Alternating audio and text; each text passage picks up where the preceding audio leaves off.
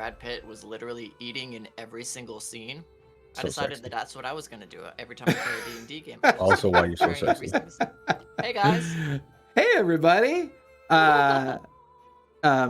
It's Sunday night and the pirates are all lit up today for sure. If only the banter could be heard beforehand, but I want to save you all from bleeding eardrums and vicious scowls, as they say. But hey, it's Sunday. Lots of flirting. Yeah, lots of flirting for sure. I mean, me and Gatharin just can't get enough of each other. So hey, it's Sunday. Welcome to Debtors Gambit, episode 7.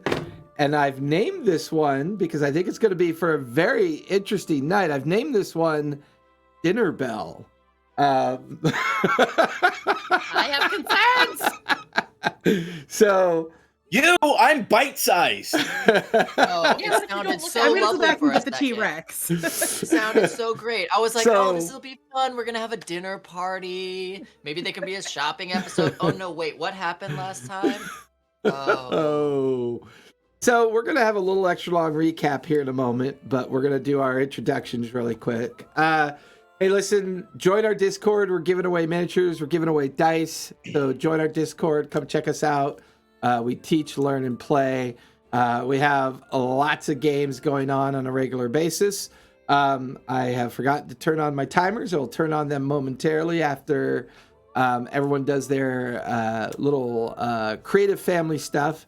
And we all try to support each other as much as we can. And everything you need to know about us is down below. We have a very busy schedule. I do plan on adding 2 new live shows, Thursday night and Sunday morning, from the studio. We're almost ready. We're experimenting with sound and doing some fun stuff. We originally were supposed to be coming to you live from the studio this weekend, but things got a little hectic.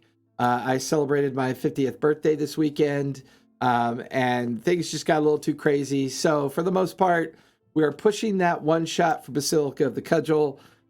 Oops, did I say that out loud? For the World of Greyhawk.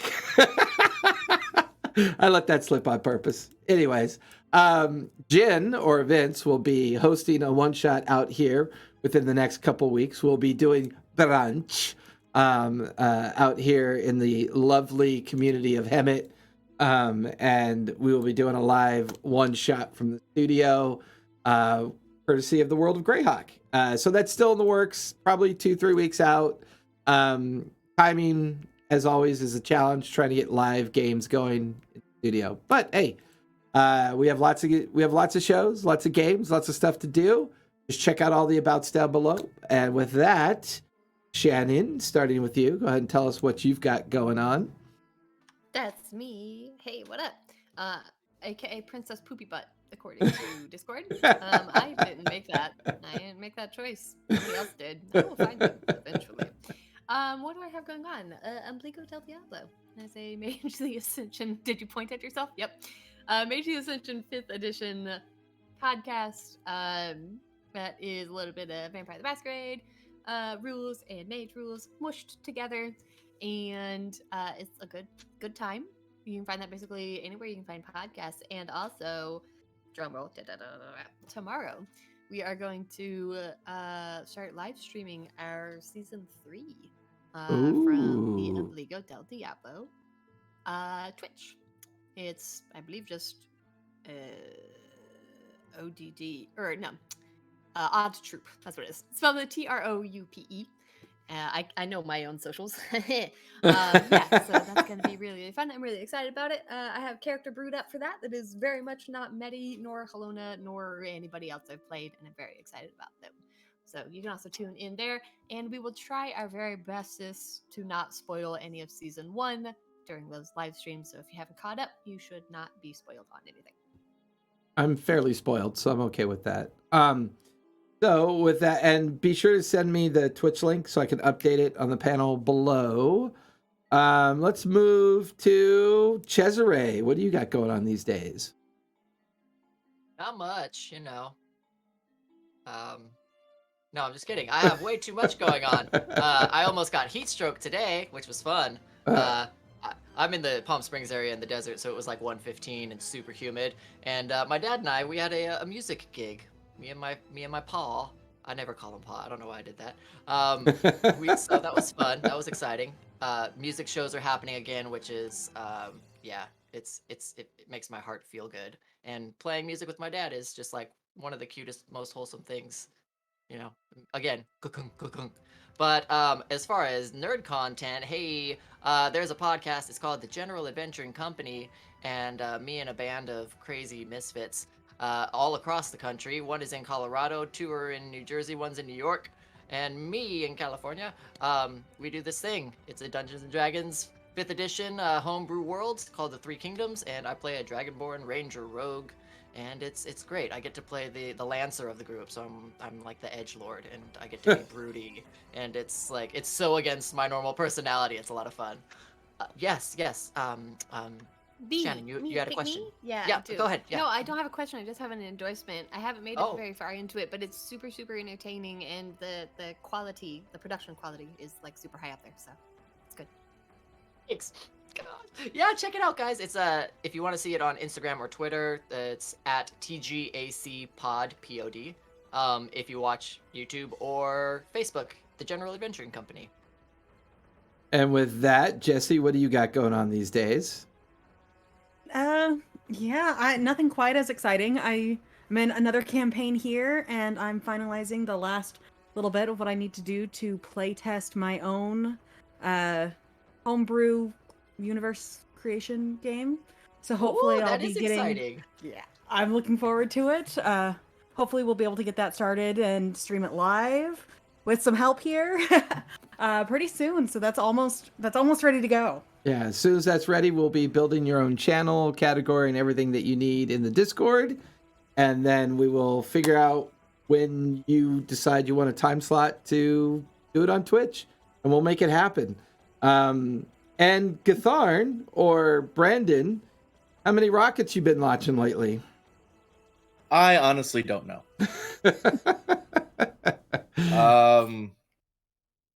If you really want to know, SpaceX posted on their website for the most part. I get paid to basically make sure that they do the work proper. They don't pay me to actually watch the launches, so I normally don't. So care. technically you launch every rocket.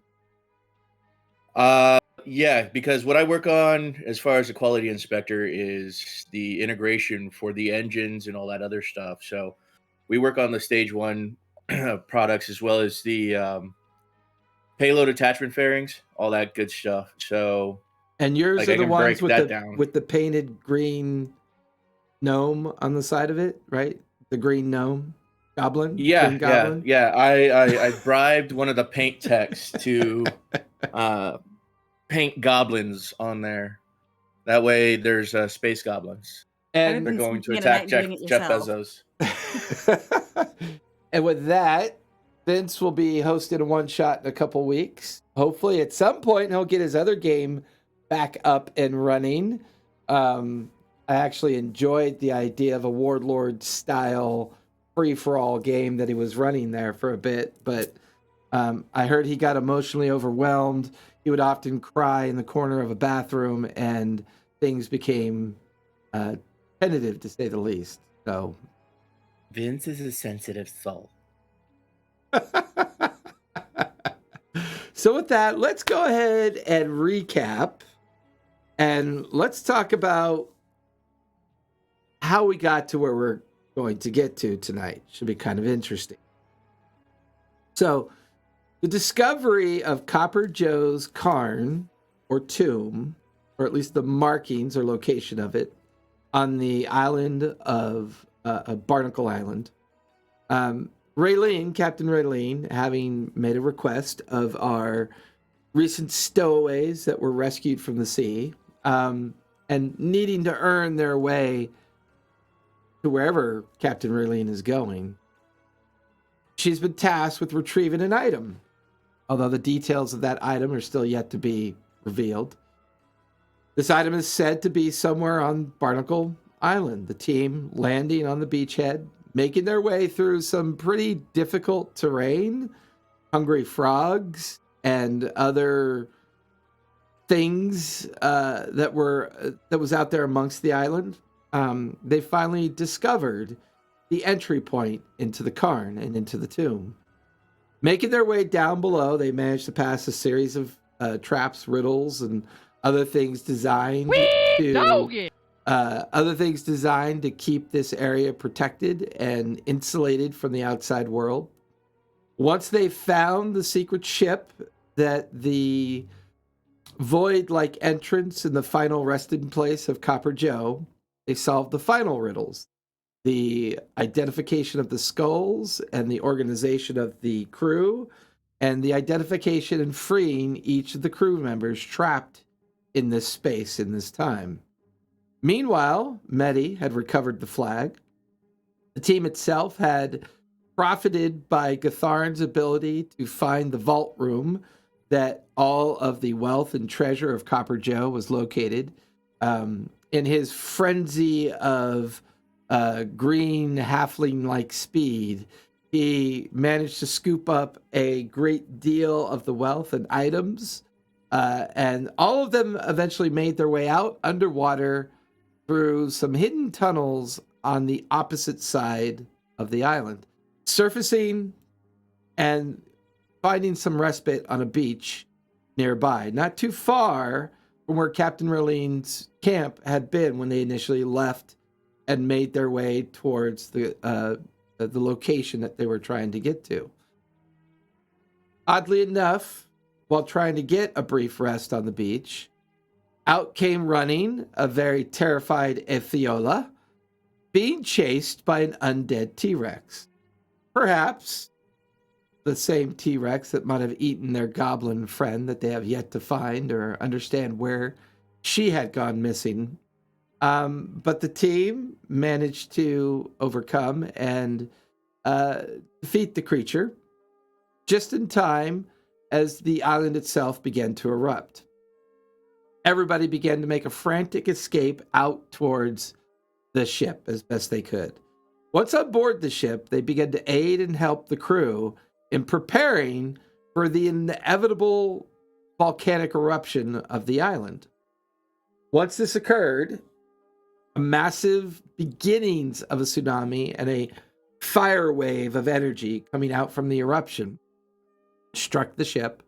It was Omni that shifted into their Triton form, belly surfing the crest of this tsunami-like incursion, being the only one left outside the ship. The hold of the ship was locked by Captain Raylene after the entire crew was safely stowed below, everybody tying themselves off, securing themselves in what would be the inevitable collision with this wave and force of energy, which did occur. Ship tumbled, rumbled about.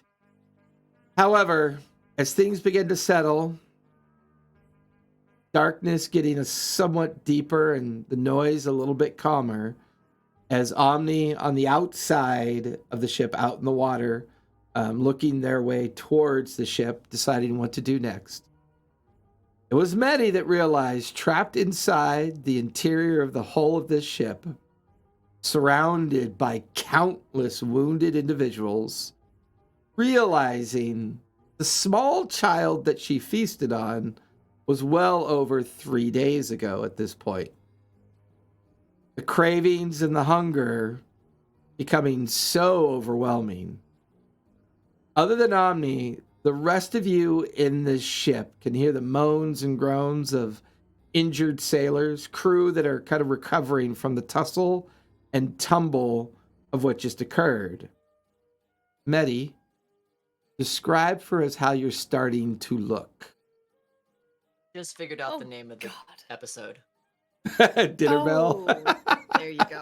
Oh, you poor sweet innocent soul. I wish I could forget. Well, I already tried to buy gin, right? That didn't go well because gin doesn't taste like a person. Nope. Frustrated but attempting to restrain herself is probably what I'm attempting. I don't know how that's going, but definitely like slightly feral and like frustrated. Most of the crew staggers back and away from watching Medi attack and bite into Jin and ripping back away from Jin, realizing there was no sustenance there, nothing there to offer up a quenching of the thirst. As your vision begins to blur, the first thing that strikes you as odd is that for some reason, everybody's taking on the form of a dire bear. Some are bears, some are cubs. As this kind of weird memory of a very young Medi coming crawling into your brain, this exposure to thirst and hunger digging deeper into you. Looking over, you see one particular dire bear that looks rather greenish in color. Its eyes wide and staring at you strangely, but you can see wounds on its body, blood dripping onto the wooden floor. You can even hear it just rip, rip. And a strange look on its face. Medi, go ahead and give me a D20. Oh God. Okay. 14. 14. Gatharin, you're watching as Medi approaches you with a speed that you're not quite used to. There's a hunger in her face. Her mouth is wide open. Little bits of Jin's flesh on the teeth. Just kind of like wispy tissue paper flesh, lacking any kind of blood residual from it, as she attempts to lash out at you. You shift out of the way at the last minute. She pivots on the balls of her feet to kind of stare at you in a very hungry and strange way. Medi, go ahead and give me a charisma save, please. Well, as soon as my D&D Beyond loads. Yeah, D&D Beyond hasn't been liking you lately, has it? No, it hasn't very much. Jen, you've just been bit by Medi. What are you doing? The crew around you is just shocked. I would say the only person that does not appear to be shocked would be Captain Raylene. Her goblin visage kind of calm, looking from right to left, almost like patiently waiting for something to happen. Do I have my full combat thing?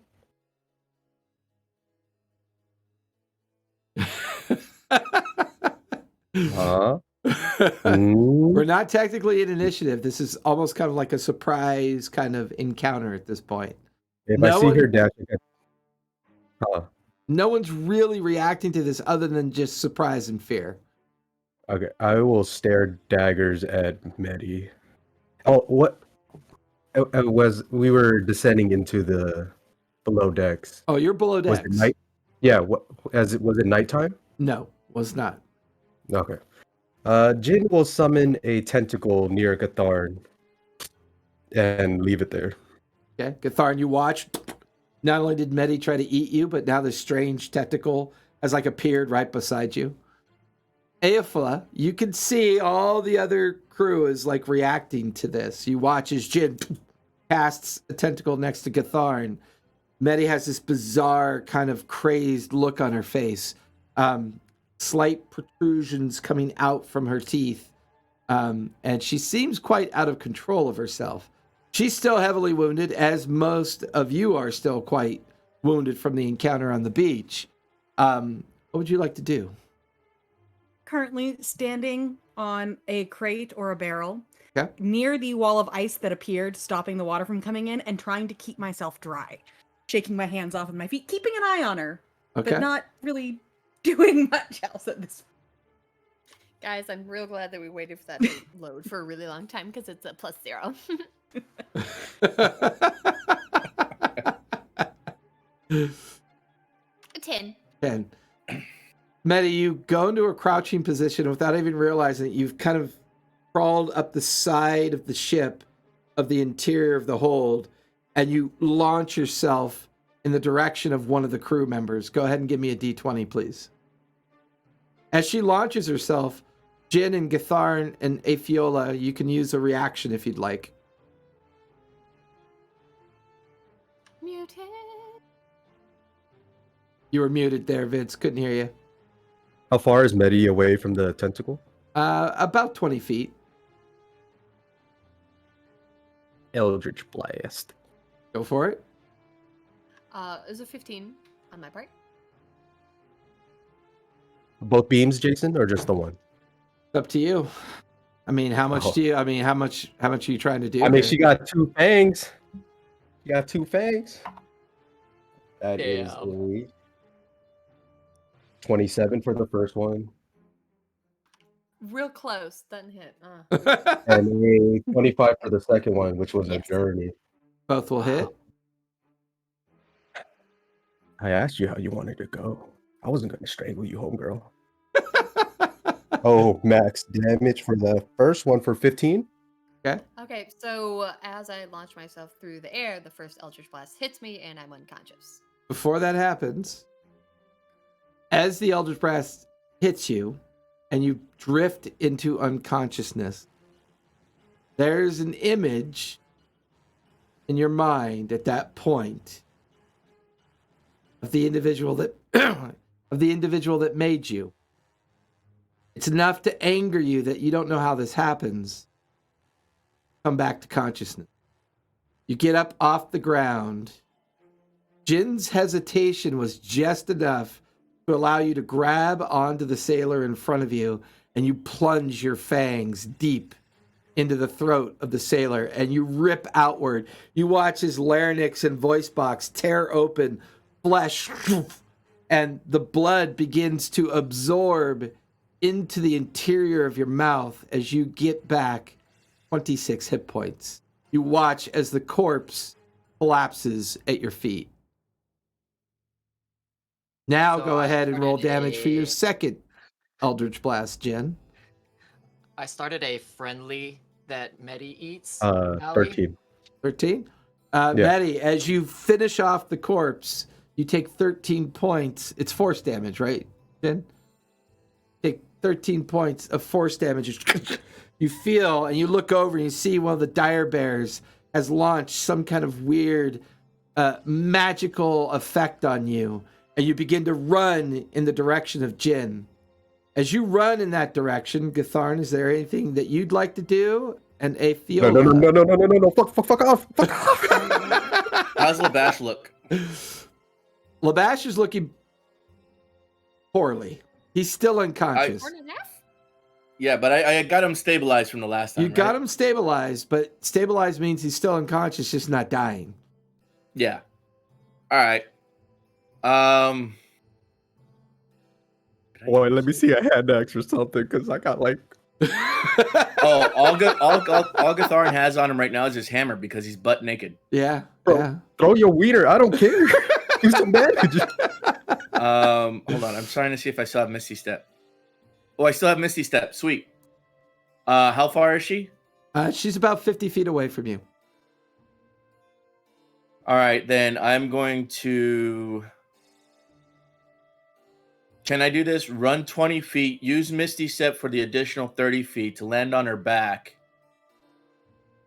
And I want to use my hammer kind of as a like a horse bridle. and jam it in her mouth, basically, like, to restrain her. Yeah, so this Joke's is on a. you, I'm into that. Oh, Gathar knows, all right. Stick the handle down her throat. Gathar's like, Go ahead and give me athletics. This will be a grapple attempt with advantage, because Okay. let's face it, that was some cool fucking flavor. I still have bolstering freaking thing Yep. from last session, so Yep. I can add a D3. You do. All right, so that is going to be 22, 23. Medi, give me acrobatics, please. Okay, I was gonna say I have to assume that I'm trying to avoid this. Yep. This one's been rolling like garbage. Let's do it.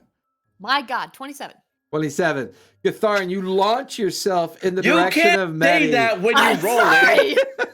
You go, this one's been rolling good. Oh, that's a 2. Fuck. You launch yourself at Medi, and as you grapple onto her shoulders, you try to get your hammer around to try to bridle it into her mouth. You don't even know where her reversed hand came from. It came around. You hear a sickening, like, cracking noise as she purposely cracks the bone of her hand into a very, like, disfiguring position. It grabs onto you and tosses you in the opposite direction that you were coming from. And you go tumbling off onto the ship's floor, taking 3 points of falling damage as you're tossed away from her. Afiola, you're watching all this play out. Medi, go ahead and give me a D20 as you attempt to latch on to Jin. Disadvantage, please. I didn't use my reaction. Disadvantage. Disadvantage. I'm okay with that. You didn't use your reaction. So we'll say that that's kind of That's- playing into the that's melee. equivalent. Be glad you did. First one was a 19, second one was a 4. Or Jin, at the last minute, shifting out of the way, Medi slams into the empty space where you were just standing.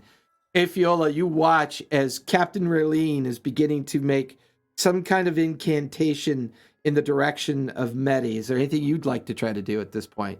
You're watching that frozen wall. You're trying to stay dry. The crew is terrorized by what's going on. Everybody's in fear. There's no sign of Omni anywhere. None of you that are aware of what's going on. It all has occurred to you suddenly that Omni must be outside the ship somewhere at this point. I'm going to, seeing that she just ripped out the throat of a crewman, I will probably take one of my daggers and I'm going to throw it. I'm going to try and not be lethal because as Okay. far as I know, this is not a normal thing. I'm going to try and hit like a shoulder, try and pin her back. Go ahead and give me. Some- Murk her. Go ahead and give me.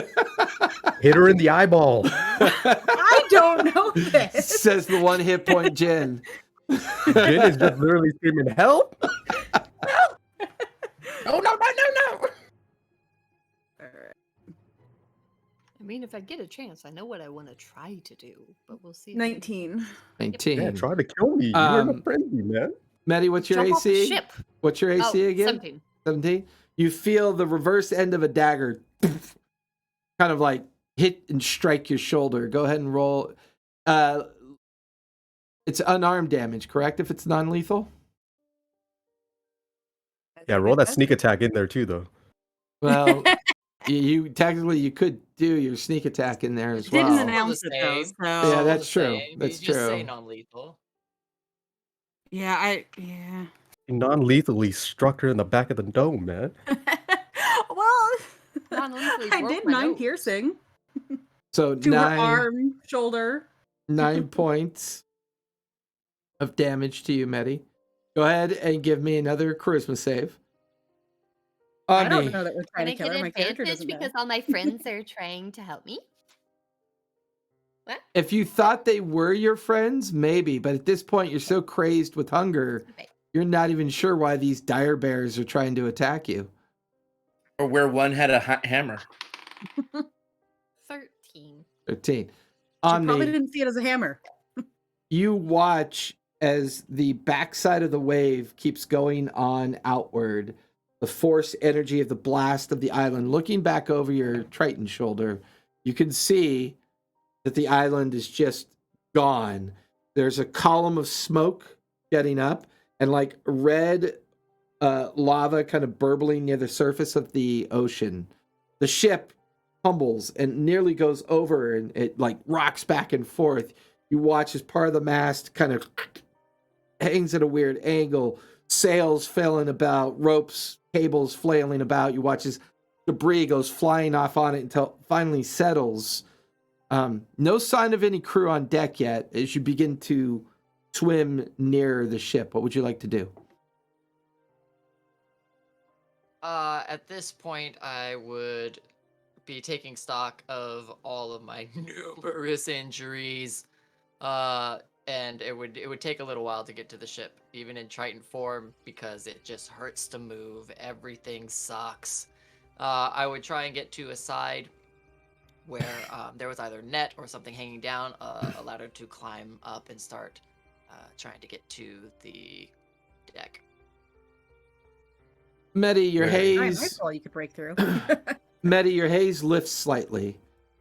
You're not nearly as hungry now, but you've had the taste of fresh, violent blood, a resistant target, a target that, for all intents and purposes, wanted to fight back, but your kind of natural instinct to feed overtaking you. You watch as everything shimmers again, and everybody around you kind of fades away, and you're standing there by yourself at a familiar mine entrance. This darkened space, pummeling your mind, pummeling your thoughts, dragging you deeper and deeper into this maddening fusion about what's going on right now. You have a semblance of control. A little bit of control. You're beginning to recognize people, but you don't recognize who they are. They're standing in front of this mine shaft like they don't understand. Why are they standing here? Don't they understand how dangerous this place is? Why are they here? And you can feel the blood kind of running down your chin. Gatharn and Jin and Afiola, you're watching now as the collective crew is picking up whatever they can. And you watch as a bubble begins to shimmer around Medi as Raylene casts some sort of spell. And at that moment, the crew begins to rush in towards Medi in a single group of 12, just mad rushing toward her. Medi, the last moment, the veil of this anger and hunger lifts, and suddenly you're back in the hold of the ship. You're looking around. You can see Jin is like holding a fresh wound near his neck.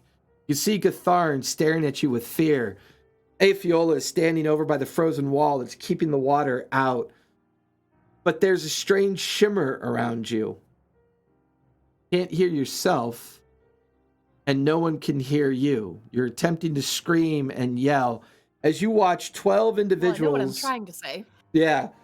You watch as 12 individuals begin to clamor in your direction and attempt to pull you down to the ground. Go ahead and give me acrobatics. Okay, well, I just hold up my hands. Just make it quick. So you let them tackle you? Okay.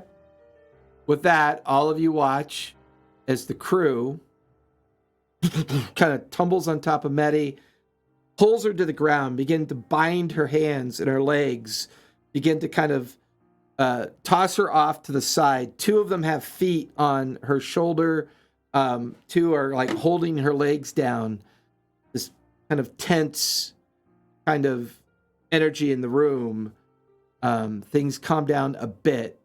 Someone goes running over to check on the sailor. The sailor gets rolled over from chin to sternum, is ripped wide open, and everything has just been pulled out of it.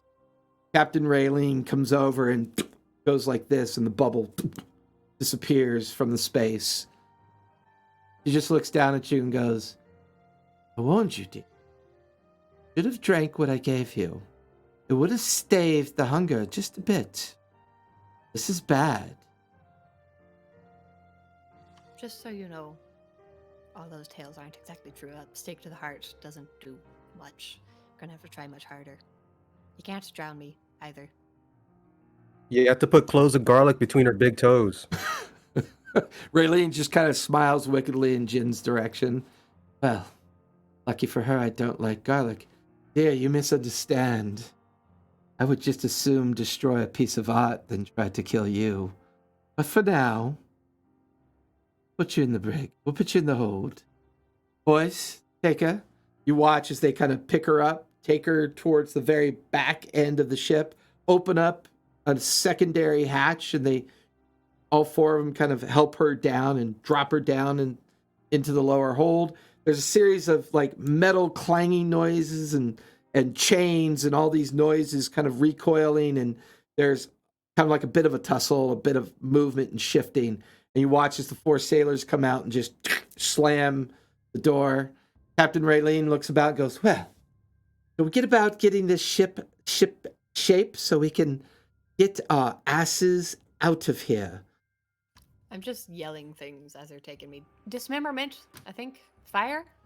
Might work pretty well. Cathar's yelling back, don't worry, Medi. They won't get your share. Rows of garlic between her toes, boys. The garlic thing, it doesn't actually work. Don't try it. Just She makes hates her garlic. It'll just tasty. piss her off.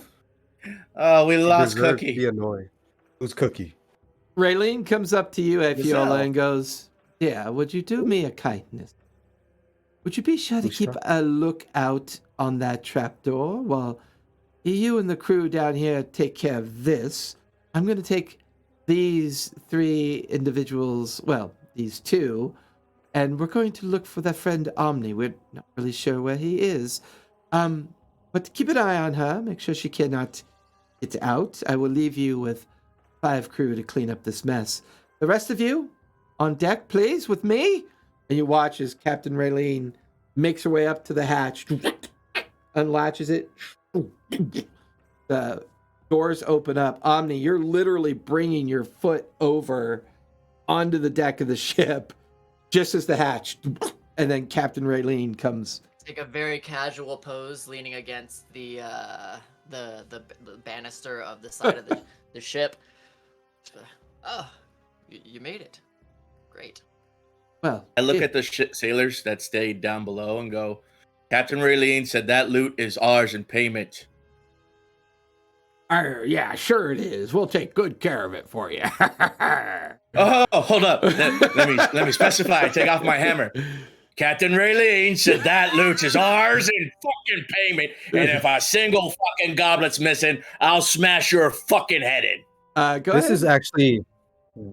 Oh, I want to help by saying this is what he actually means.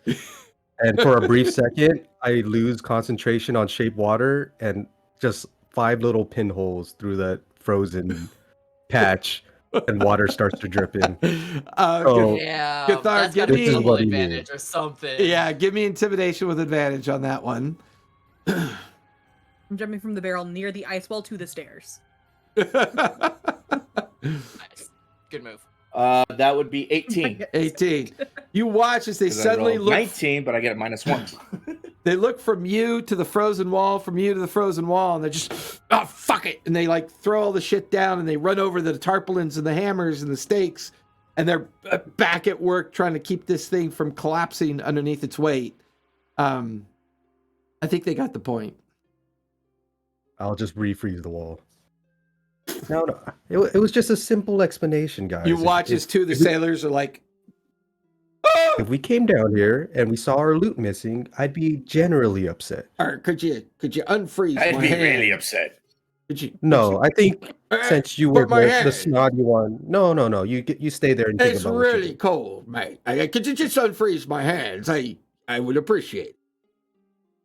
Oh, you asshole. Cathar's laughing as he goes upstairs. There you go. Oh, and look after Labash. Oh, yeah. I would catch it up. love to, but I seem to be frozen to a wall. Okay, here. Oh, Go. it's not working. Nothing I could do, and I climb up the stairs. Hey, you Think hot son thoughts. of a bitch! Get back down, you fuck! The hole closes. So, Omni, you see Raylene, you see Jen and Gatharn come upstairs. You can hear a lot of cursing coming down from inside the hold. Deck of the ship looks like shit. The crew is already dispersing about, doing their best to kind of, do whatever damage control they can do. There's already a group of them kind of surrounding the main mast, looking at where it's slightly fractured from the initial strike of the force energy, and they've already begun to do what they can there. Captain Raylene just folds her arms and looks over at you, Omni, and then kind of back over at Gatharn and Jin as they come out of the hold. Well, since your captain is not dead, perhaps we shall fill him in on what just happened. Captain? Trinity's not dead? Oh, Gatharn, you little... Come here. No, because Trinity's obviously dead, right? So, Omni being first mate obviously gets a promotion, but we don't want to hurt Captain Raylene. So, for now... Oh, Yeah. gotcha. I didn't agree to Captain, I'm that. so glad you're alive. I didn't know where you were. I was so worried. I thought you were like pulling a prank on me and changed your face, like that thing you do to one of the other like nasty sailors down there. But no, you were up here the whole time. So brave, so courageous. No, yeah. Good to see you all. And I'll Gatharn's go from braiding the- his hair. I'll go from the casual leaning back, trying to look cool, like, oh yeah, I was just up here the whole time. It was no big deal, nothing at all. To like taking a step and it's just like that one little impact when the foot connects to the ground. You're like, oh. Well, Omni, we seem to have a bit of a problem. Oh, what's the issue? Medi ate one of my boys. It's like a Mhm, small mhm. issue. I didn't even know the guy's name. He wasn't important. NPC number 5. I'm just gonna. I think he was wearing a red shirt. At least it was red by the time Medi was done. Yeah. Captain from this part all the way down to his chest. Just Medi was just all up in that. Which reminds me, I'm hungry. And we lost Cookie. Darn. We lost Cookie. You lost Cookie. Brazil. This has been an interesting couple of days, to say the least. Well, I would appreciate you not letting her out, if you don't mind. I Of course. don't have any As long as she immediate- gets her cut. Well, we'll come back to that later. We're already overdue. Now, the main question... Oh, she has the flag. Although I think her cut has to go to the man that she Wait. killed, no? Like to support any of his family members or any other, That's a So whole Gatharn- I think that's just the role of the ocean, isn't it? Like, look. No, those are like guidelines. I mean, if we Well, don't it is follow more proper like guidelines, who are we? guidelines, We'd just be pirates if we didn't follow guidelines. You guys watch as Raylene goes like this, and a bubble appears around Jin's face, and suddenly you can't hear him anymore. Thank you. Oh, you gotta teach me that. Gatharn, Do you are have a you second? telling me that Medi has flag? Yeah, because it's not in the loot pile. She's the one that recovered it. Oh But dear. we couldn't like actually separate it because, well, monster T-Rex thingy. I didn't even get to eat that. Yeah, You don't want to eat that. It was. Oh, and then there was the explosion, and This doesn't taste very in the good. title. yeah, we just haven't had a chance to recover it. But Medi's got the flag. Okay then. Well, Cap, if I may. yes. Should I go and retrieve it and have a word with Eddie? I think that would be an excellent idea. Gatharn, please come with me. And she goes like that, and the bubble disappears around Jin's head. If you and Jin would kindly spend some time and tell me absolutely everything that you found in Copper Joe's, well, tomb. I'll give. Damn, I thought those were piercing sexy dagger tires. eyes to Gatharn. Well, Captain, I obviously have the best storytelling skills here, but there is actually a giant hole, and I'm actually a carpenter, and I was talking to Labash about this. If I can just go and repair the giant hole, make the ship all new again, I'm very Oh yeah, talented. when I do that, we'll reconnoiter. You watch as she gets this kind of weird smile on her face. Yes, I'm sure Gatharn can tell me everything I need to know. You watch as she As- she puts her arm around Gatharn, and she kind of flourishes her hat so that you can't quite see the two of them. And she's just kind of leaning into your chin, Gathar, and she's like, please, everything that you found, tell me. And she's like walking you back towards the captain's quarters, and it'll take you two out of the way for the moment. I look at Omni And and I tell her everything that I'm aware of, which excludes the compass. Correct. That would be a correct statement. Okay. That'll be what you're doing with your time. Jen, you go downstairs to find Afiola is barking out orders and keeping some semblance of calm and normalcy. And you can now see that the crew is definitely struggling to patch this hole. Labash is nowhere to be seen. He may have been carried off or taken somewhere to be cared for, as he was still unconscious from the wound that he took from the tumble of the interior of the ship. Afiola, Jin, you have about 5 crew members between the two of you, and the ice is beginning to crack and melt. Tarpaulins are beginning to sag. Some of the crew are racing to bring more timber, more support beams, more spikes, and everything you might need. So with the two of you there, how would you like to, and you can use any skill that you want, how would you like to help try to begin the repair work on this fractured section of the hull? look around to see if there's like a carpenter's kit. Give me a quick perception check. 11. The space around you is essentially a turned over carpenter's kit. Just about everything you might need. It's just spilled out onto the ground. Hammers, ropes, spikes, tarpaulins, buckets of half spilt out tar with their lids that have been flung open because of the tumble and the jumble of the ship. So I would like to use shape water and push out my little JB weld and push it onto the exterior of the ship, so it just like, but I can work on the interior. What skill roll would you like to do to make this happen? Ooh. You I pick wanna whatever persuade one you want water. to pick. Oh, to fix the interior of the ship? Yeah. I guess sleight of hand makes sense, no? Okay, go for it. Afiola, what would you like to try to do to help kind of get this repair work 18. going and the assist? Okay. So from my vantage point on the stairs, from when I jumped away, from when the wall started leaking, I'm looking around, making sure there's no powder, no anything that needs to stay dry. Give me a If I do see perception. anything that needs Yeah, to give me a quick perception check as you're kind of taking in the scene around you. Omni, you're making your way down towards Medi at this point.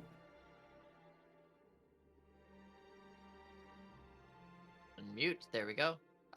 Yes, I would have gone down through the main deck where all of the repairs are Okay. being done. Okay. Seeing Afiola kind of guiding and directing everybody as far as what they need to be doing.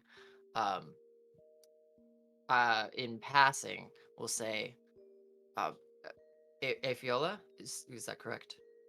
Yes. We didn't get a chance to properly be introduced. Yes, with the dinosaur and all. Yes. Thank you for that. Good work. Thank you. I have to go do a thing, but we'll chat more after.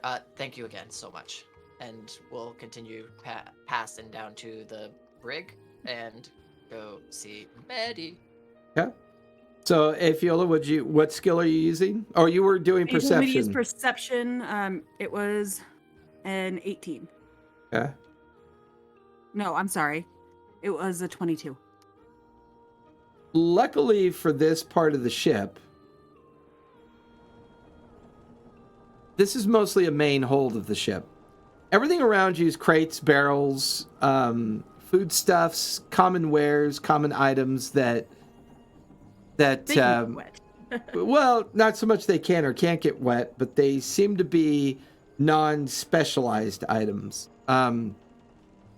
It's interesting, though, as you're kind of stumbling around, you find the remains of like a small sleeping bag, a small kind of small blanket, a a small leather bag filled with the remnants of foodstuffs, series of folded up blankets that are like floating in about 6 inches of water. It's strange. This doesn't feel like normal kit that should be in the hold, but you just discard it as debris, thinking it's just floated from another section of the ship or something. So far, no sign of the powder. The powder magazine is further in the back of the ship and is in a metal-lined section of the ship designed specifically to prevent it from both being, getting wet, or if it does explode, limit the damage that the magazine could potentially do when it actually explodes. But everything else around here looks either already wet or just very common items. So I'll just keep popping around then from the top of barrels and crates to other ones, looking through the debris, seeing if there's anything to salvage that we can use to repair, while keeping an eye on the crew. What skill would you like to use to do that? We'll do acrobatics. Okay, go for it. A natural 20, so 31. Nice. You manage, between you and Jin, you managed to get the crew under enough control and to do the work in such a way that the main post beams, the planking, tarpaulins, and tar are all being used as you scavenge and find all the parts that you need. You watch as Jin is reaching from the ground, deftly grabbing like hammers and saws and buckets of nails, and the two of you keep things so well organized that over the next hour, you're going to watch as the crew manages to plug this leak and get this under control and do actually a pretty good job of it. Like I was saying, boys, like my father always used to say, you just gotta, it's like making love to the wood. You just gotta just touch it at the right points, caress it. I don't know what he means by that, You but talk a lot for a dead guy. who's dead? Well, when she bit you, nothing came out. So I'm assuming you're dead, right? No. Or do you have like a Dead? I'm disease? not diseased either. Why are you so rude? I'm here fixing up I'm your not shit. rude. He has the I'm pox. just- It's okay. He has the pox. The Who has the pox? He has the pox? Get you away hear from me, man. We you got hear- the Why are you standing next to you me? hear this chatter kind of leave behind you as you make your way down into the bottom ballast hold of the ship. And here you kind of have to crawl down just a very short flight of stairs, and you have to shift back around some of these heavy weighted pieces of like white pumicey rock. You shift them out of the way. You can find a small hallway that opens up, a little corridor, and you can see a very large 10-foot by 10-foot cage with heavy chains wrapped on the door, and bound and tied up on the floor of this cage. You can see a very... Well, I'll let Medi describe how she feels. I'm just continuing to say things. Daylight, iffy on that one. It hurts a little bit, but not that much. Not as much as it should, probably. Silver, it's more of a werewolf thing. All of the traditional things, I don't think they're particularly effective. But I'm still looking. Plotting your demise. I try Oh, to hey. wiggle to see who's talking at me. Roll from one side to the other. Yep. I mean, I'm not plotting my own demise. I'm trying to help you guys do that, because I assume that's what's coming. Oh no, we think the captain has quite a liking to you. Otherwise, they wouldn't have given you that drink. I don't think that any killing is going to be happening, at least Not anymore. to you. Mm-hmm. How do you feel? Monstrous. More referencing just kind of the control level currently, right now. I'll go and sit and lean against the bars with my back up against it. So that was a lot. Mm.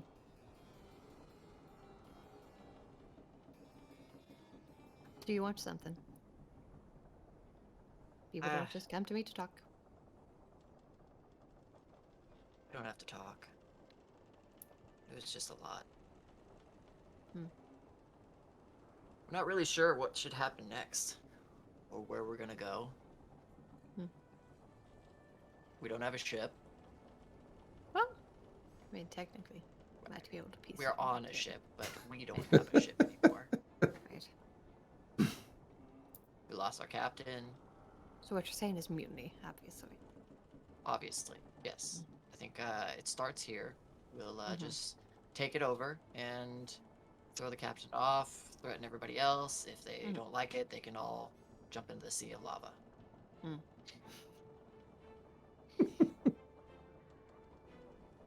It would be kind of simple, though, wouldn't it? If it was that easy. It's pretty easy, yeah. They are drownable, as it turns out. Fragile enough. Yeah. Where did you go?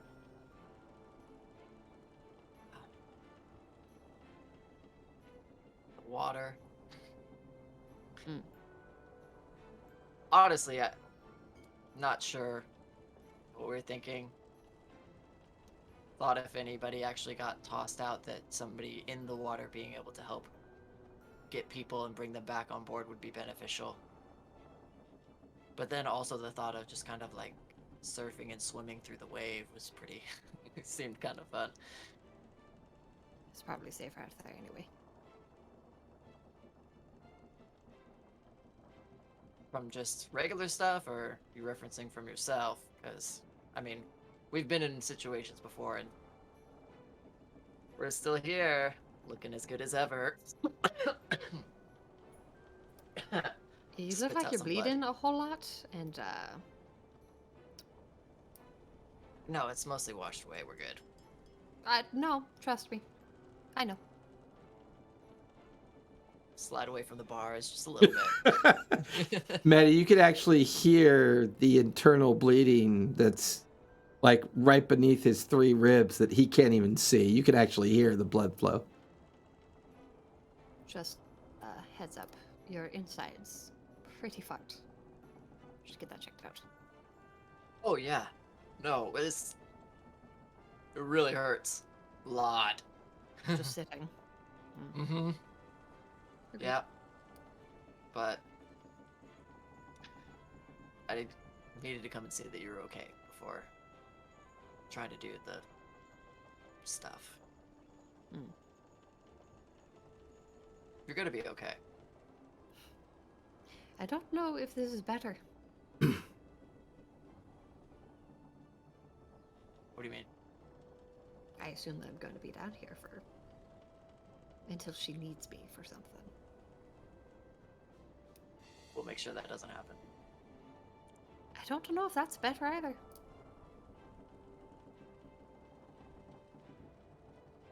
Well, you may be disappointed or self-loathing, whatever the case may be, at this particular moment, but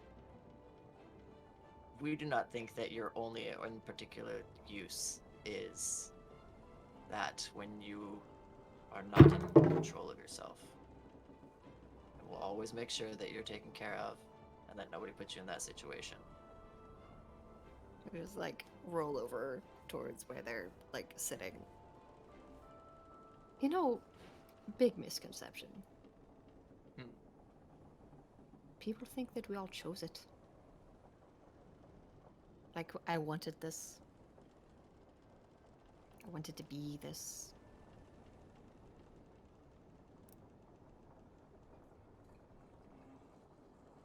We've never wanted to ask. It's your business. It's your personal life. We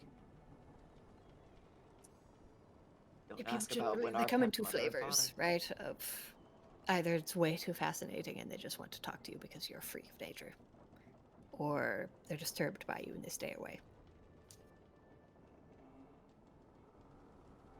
People don't just talk to you to talk to you. They want to know something.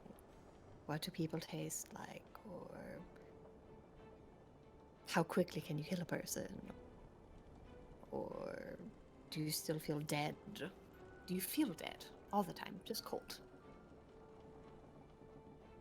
I mean, we can ask those questions of anybody, really. Find myself asking them about Jin all the time. Can confirm, dead. Yeah. Captain and I knew a lot about everybody that we were bringing onto the ship.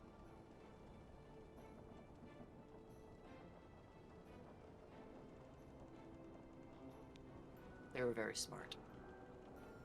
Mm.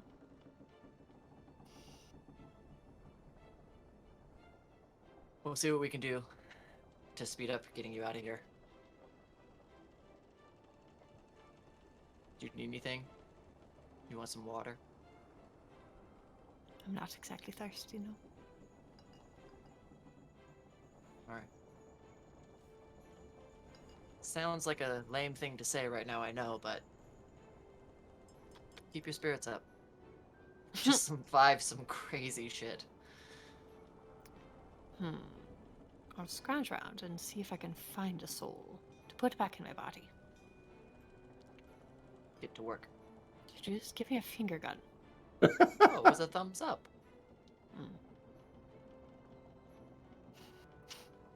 See you later. Seriously, like, get your guts checked out. You'll probably die in your sleep. And I wouldn't exactly appreciate that. Obviously, because you're the only person that would get me out of the hole, obviously. And just turn Obviously. back over. On Alright, the we'll see you soon. you Go come back. upstairs. Yeah, you come back up to the Gingerly. Yeah, and the hard part is when you move, you can feel the fractured ribs kind of rubbing up against each other and sending shooting pains up and down your right side. And that's what's so weird. Taking on these forms, you're so tempted to shift again right now to some of those forms that don't have bones because then you know you don't have to worry about it. But they just, you just kind It'll of, hurt. they just suck it up and go back up. And you can hear Afiola and Jin kind of arguing over which hammer, which nail, which rope, which He tarpaulin. does have the pox. Don't care if he has the pox. If this man is gonna peep himself. No, you have the No, pox. hand me the 16 gauge needle. No, the bigger one. That's Jin, the you... 10. The 16 gauge nail. Jin! Who taught you? Jin! What? When did you Yes. get the box? Last Tuesday. Now hand me the 16 gauge nail. We get this job done. And oh, I am so sorry, Captain. I did not. They are amateurs here. None of them know anything about woodworking. This clown over here, this one, yes, yeah, no, yeah, you, the clown. Me? the What, one I'm pointing to. what did I do? All I You wanted to couldn't know tell was why the when difference between a nail and a screw, or which hammer to use with what. You are pathetic. Your entire existence Starts is a slipping shame to away. humankind.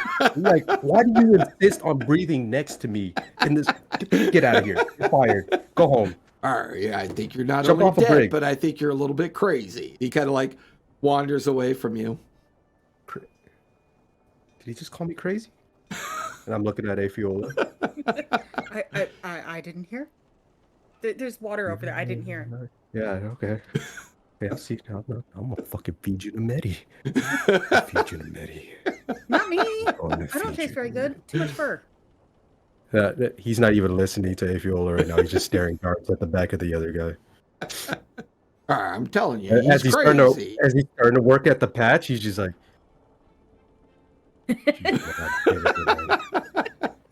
she's gonna have Afiola, dinner. She's going to be fed. Jin, just bring it down. Just a Oh, little I'm calm, Captain. I I'm appreciate it. completely fine. You have a medic on the ship, preferably one of the with magical capabilities, because this is not doing well right now. Efiola, I you have look, not seen the medic since you look. the hole got blasted. Well, yeah, you look over to the right and you see the disfigured sailor that had its throat ripped out, and that was the closest thing you had to a medic. The captain does things with her hands. You might ask her, or first mate. Pretty sure Captain, don't Gatharn you is have magic? getting all of the things with their hands. Don't you have healing magic, Captain? You stitched me up? I did. I used it all. Wait, did I? Yeah, I used all of it. Omni, you hear First and second level spells. Omni, you hear a sort of startled kind of "oh," as you see Amath, the frightened first mate, make her way down stairs, and she seems to just stare at you kind of strangely. I don't remember you looking like this before. What are you? You're certainly not a Triton. It's complicated. Oh, it would seem that Sometimes- many things are complicated this day. Did Oh, you wait.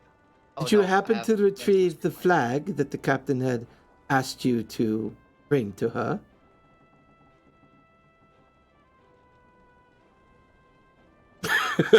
I'll turn around and start going back. Damn it. Oh. Do you want me to go down the stairs and you can keep an eye on No. him? No, it's fine. Why do I need to be? Jin, thought you're we No, were no, friends. not you, do- not you. You're Don't, doing not a great you. job. You're doing a great job. I'm about to let this whole sink ship. This whole shit. You guys got my words all twisted. My brain can't even function right now. He starts standing away aggressively at the boards. Gatharn, you and Captain Raylene are now currently on your second bottle of rum as you begin to tell the entire story. Go ahead and give me a Constitution save, please. With the exception of the compass, because you're not aware of that.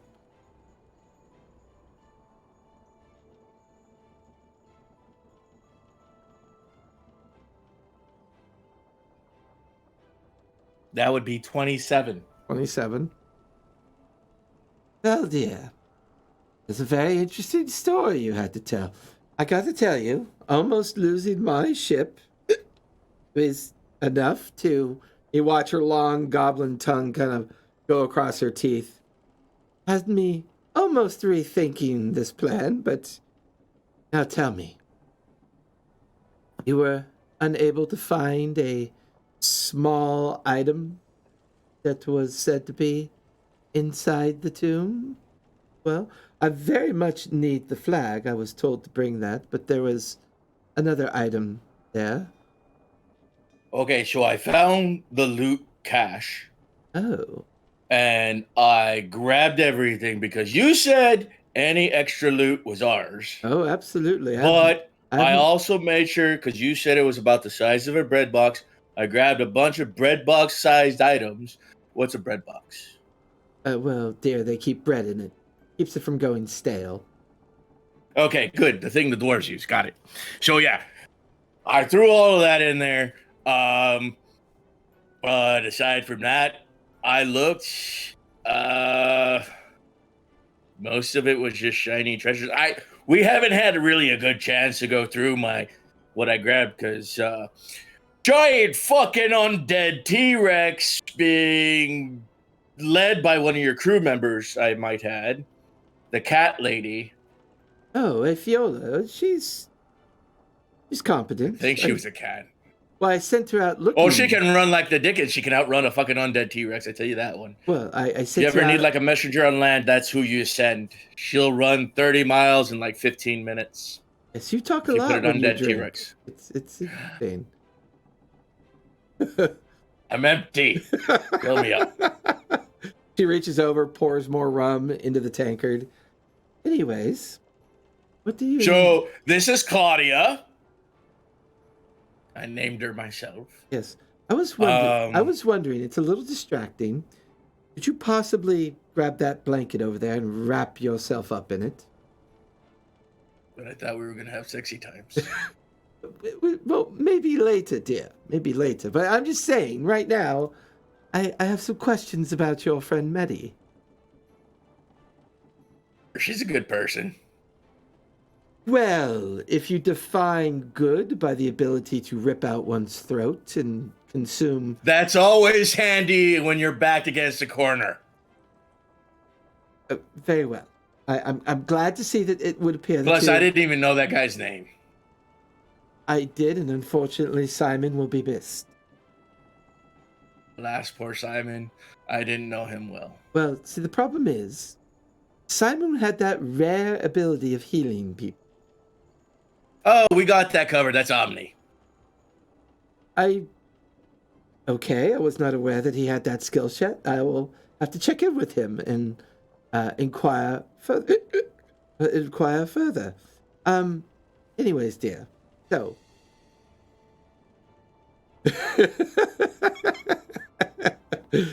Anyways, I was wondering. Well, we will be leaving and setting sail for a particular area. When you and your friends get together and divide up your loot, please keep an eye out for something that is very small. It possibly would have been in a metal or wooden... It gets bigger. It was cold. Oh, treasure. Gotcha. Yes, dear. Focus. Focus. When you divide your treasure, I have reason to believe that the item that Tharivol is looking for, he does want the banner, for sure, but he also requires a compass that was hidden down in Copper Joe's tomb. So if you happen to see that amongst your loot, I would greatly appreciate it if you would bring it to me, please. Sure thing. If I find any compass among the loot that I grabbed, I'll let you know. Oh, you dabble in words of specifics.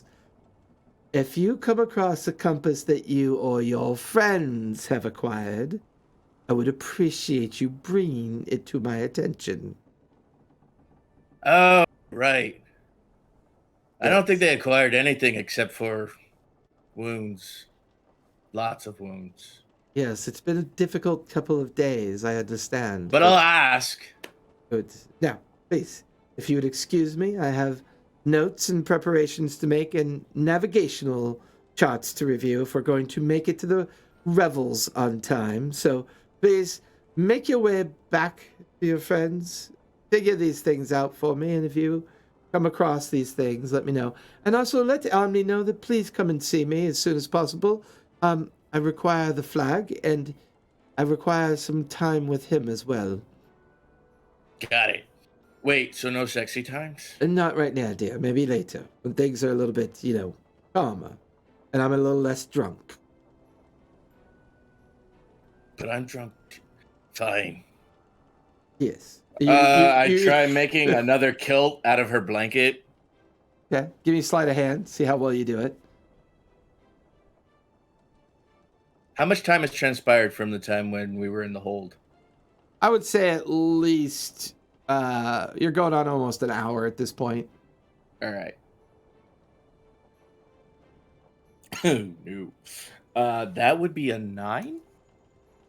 A 9. If you could see her face, it would be great. But as you walk away, you do such a bad job of pleating the kilt that your green ass is just hanging out the backside of it. And you just hear Raylene's voice. Oh, yes. Always better to see them walk away than when they come in. And the door, shuts behind you. There's an obvious draft as you begin to realize that your ass is hanging out the backside of your kilt. But it's all you got right now. It's what it is. So, some time goes by. Jin and Afiola, with the help of the crew, you manage to stabilize and do the repair work. Medi, you're still in the hold at this point. Gatharn, you, Omni, Afiola, and Jin at some point kind of gather together down below to admire the handiwork. What would the four of you like to do? I quickly mentioned that Raylene was saying something. Oh, Omni, Raylene wants to see you. Guess she was wandering off about some compass or something. So I'm going to go through the loot and see if I can find a compass in here. Okay, well, Ask before her we if were she's so got more rudely- rum and when we're going to have the sexy types. Before we were so rudely interrupted, Captain, I'm telling you, this is called a Marquesian knot.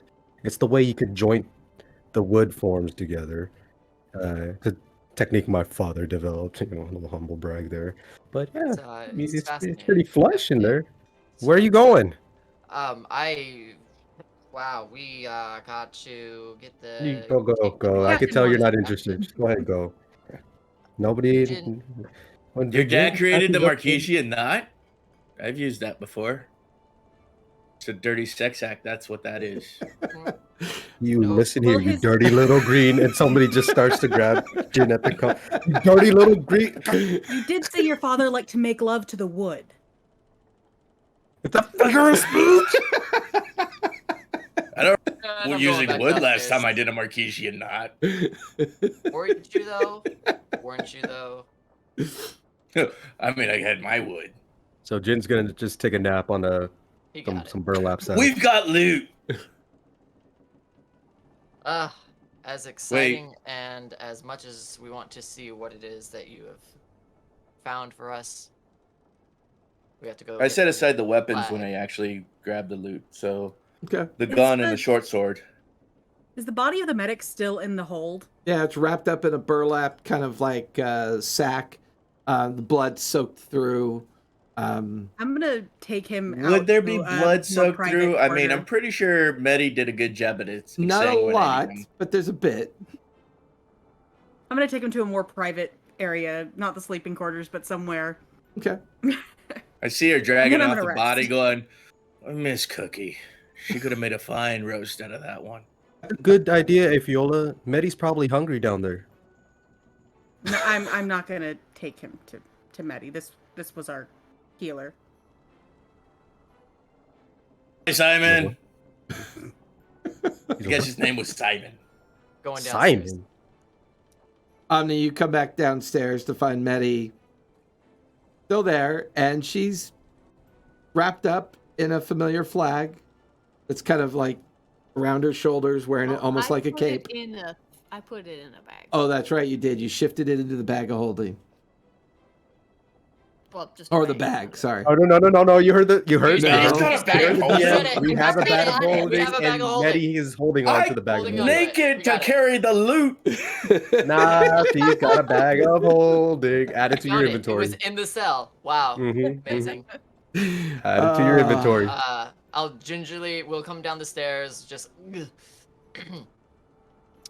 Still getting somebody to look at that, did you? No, unfortunate news. The ship's medic.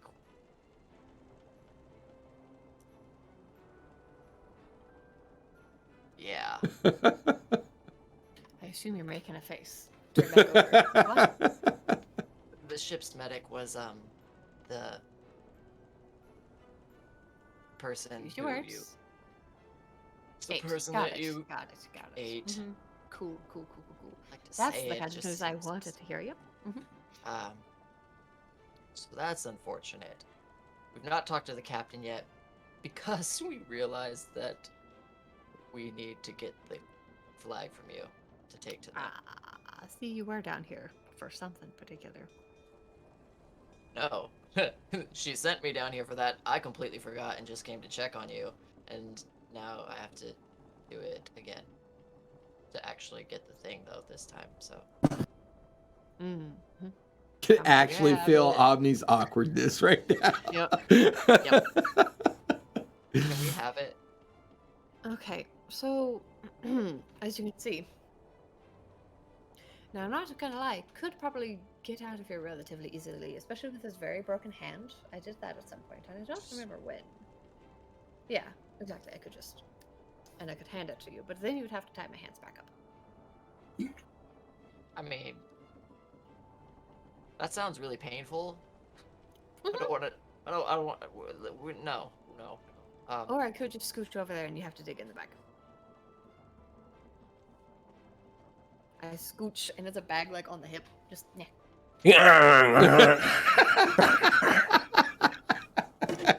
Open the bag. there's a flag in there, so it's probably pretty obvious. That Yeah, I mean, there's a stuff, very but heavily I folded feel, up. Yeah. And I feel for the flag and pull it out. yeah, it's basically like pulling out. It's very heavily rolled up and folded. You pull it out. It's maybe 2 feet, 3 feet by 2 feet, but it's a thin kind of strange material. Give me an investigation check as you kind of pull it out. It just kind of unfurls slightly in front of you. Investigation. Oh, that's right. I don't have any spell slots to actually cast Detect Magic. 14. The artwork and all the ink work and everything done on this silken flag is quite strange. You're not really sure what it's made out of. I mean, it's very strange to look at, but the fabric itself is just very finely done, and for something that's been down in an environment like that for so long to still be in such like pristine condition, that alone is pretty strange as well. And you just kind of bundle it back up, and what would you like to do? I will just fold it over my arm, and then reach into an inner vest pocket and pull out the compass and give it to Medi and let her know Captain is looking for this. Figure you could use it to bargain, negotiate some much more comfortable situations. I'm sure she's gonna come and see you soon.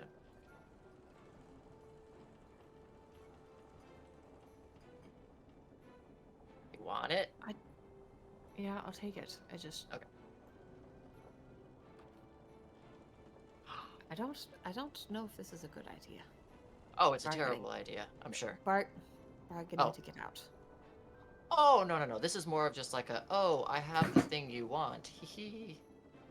And then you give it to her if that's something that you want to do.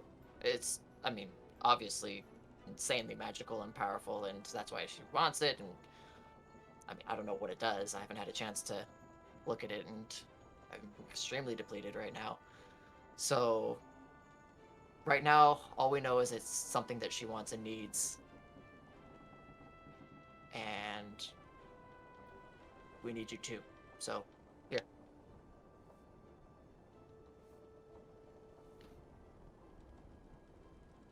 Maddie, give me a charisma save.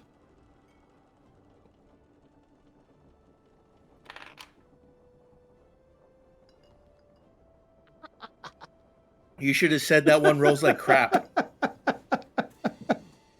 7. 7. Oh, it's not so bad. It felt like a natural one. I know it did.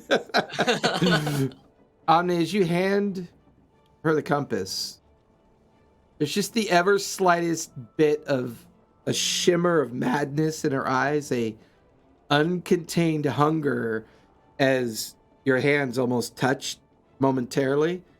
And as you pull your hand back quickly, you realize there's a little bit of dried blood on one of your fingers from when you were shifting and moving around your wound.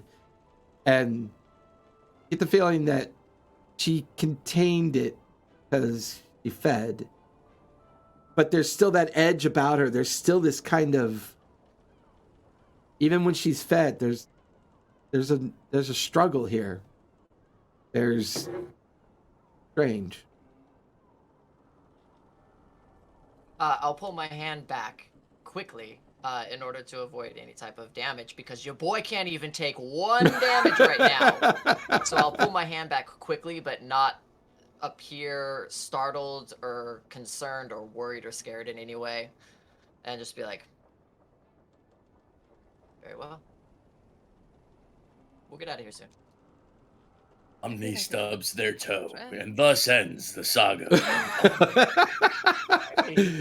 Omni's all sketched out, turns really quick and bangs his head onto a low-lying beam.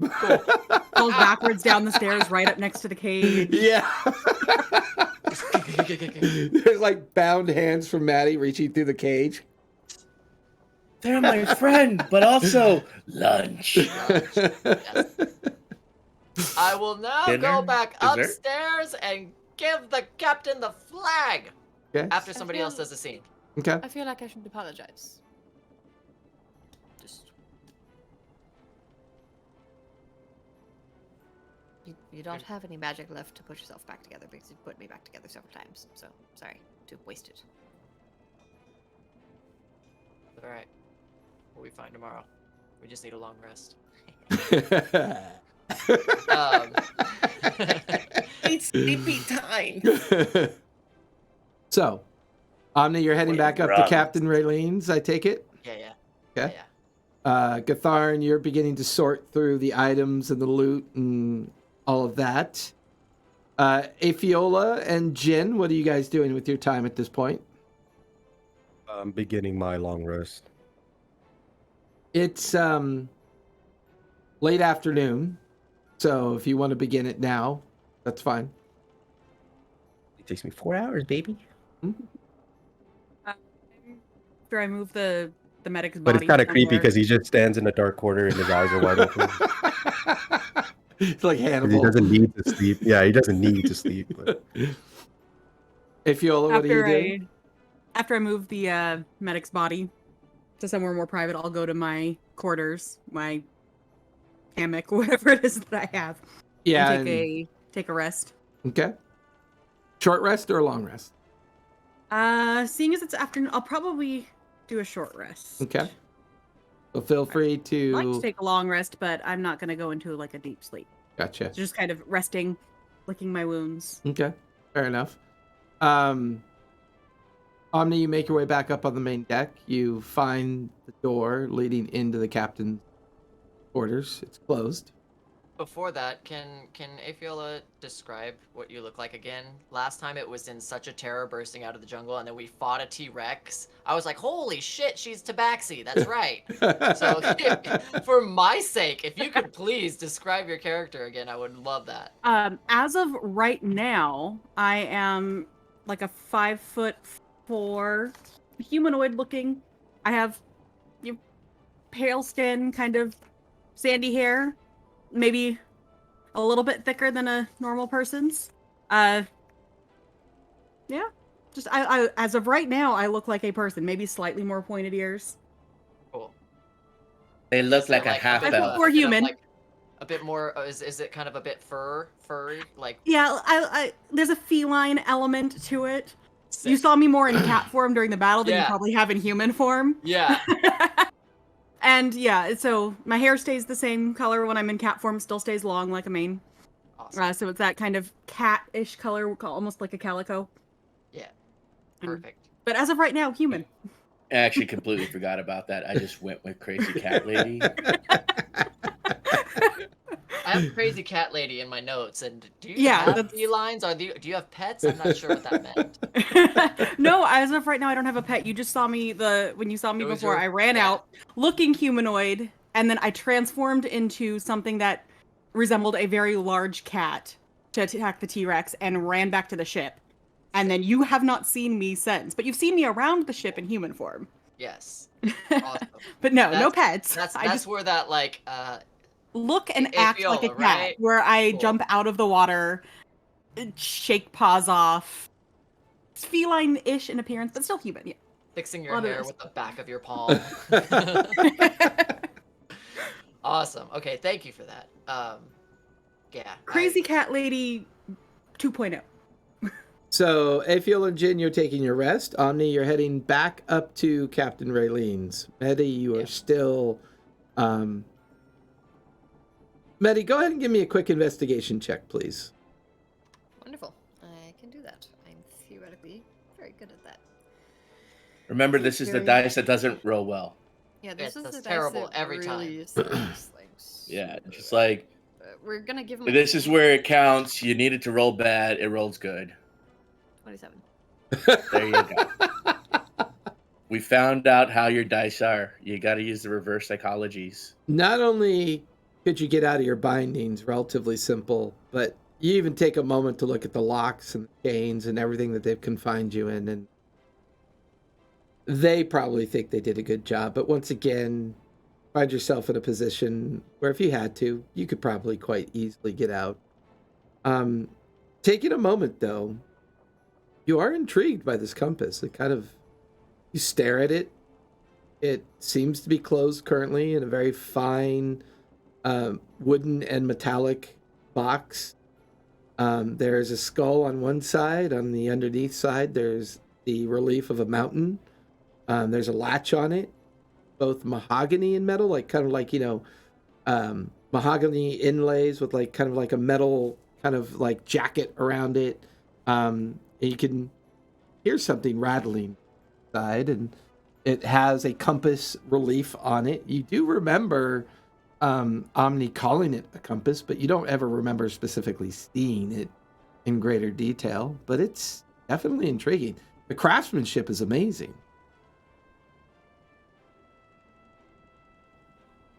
Have we to this point taken it out of the box?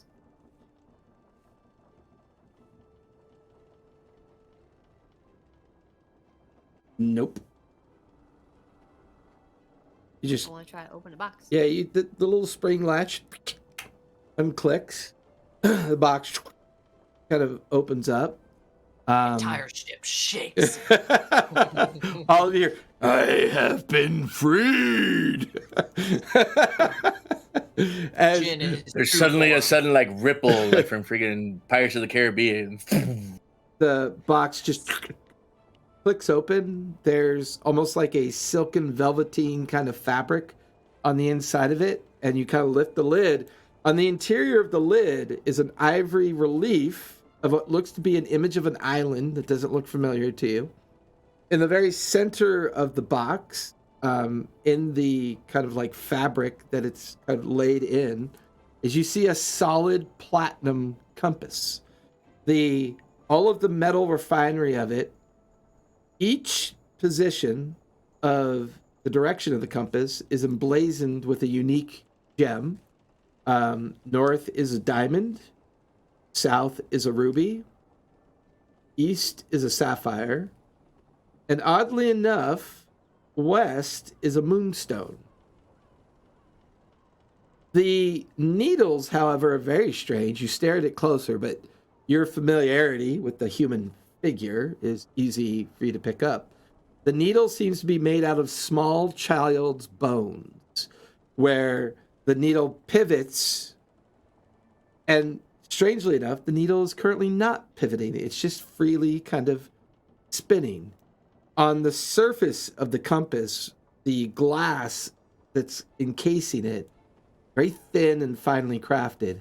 And as you stand there and look at it, as the light, this very dim light that you're in, and the creaking of the ship and the one lantern that's hanging down here casts a shadow, very small glyphs begin to appear on the surface of the glass, almost like it's been etched into it, almost like fog-like etching. So you can see there's writing on the glass itself.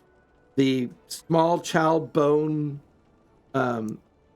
needle is just freely spinning on what looks to be like this little small metal axis point. And underneath it, you can see almost like a balancing kind of smaller plate that as you tilt it, it like, it shows up, and there's like some kind of map relief on it. And then there's another map relief. It just feels like an incredibly finely crafted compass. The glyphs, does it look like a language or does it look like some magic thing? Give me an Arcana check. With Alright. advantage, because that investigation was incredibly high. Yeah. With these terrible garbage dice that are absolutely awful and will never ever roll well, obviously. I think I cursed them enough, hopefully. There we go. Your dice just want to spite you. And spite me, they did. However, it's still a 17. 17. You're not familiar with the magic that's on there, but they're definitely arcanic writings. They could possibly be some type of invocation glyph or a summoning glyph, is what it appears to look like to you. going to try something that will probably not work, but I'm going to try it anyway. Okay. I'm going to cast Comprehend Languages. Cast it. The glyphs do not reveal themselves to you. They are not in a language. They are pure magic. Well, at least now I know. Omni, you're on deck. You're standing in front of the captain's door. It's closed.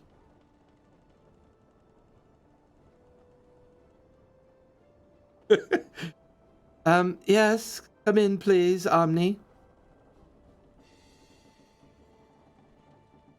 Open the door.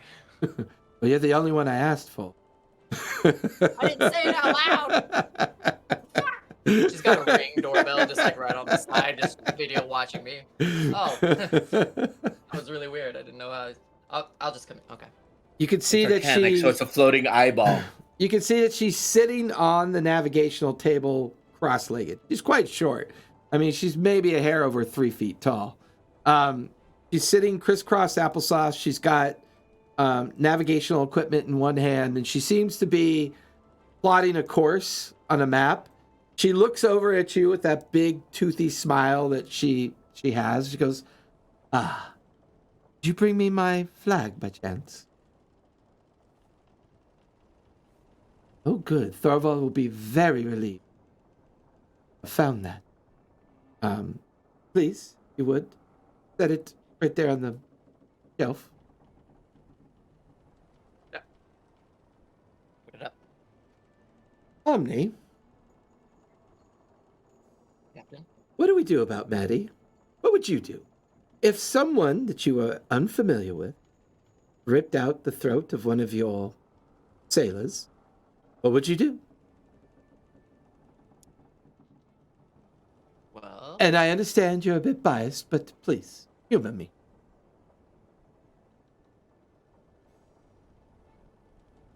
we would take into consideration all variables, find out what the true intent behind the action and the event was.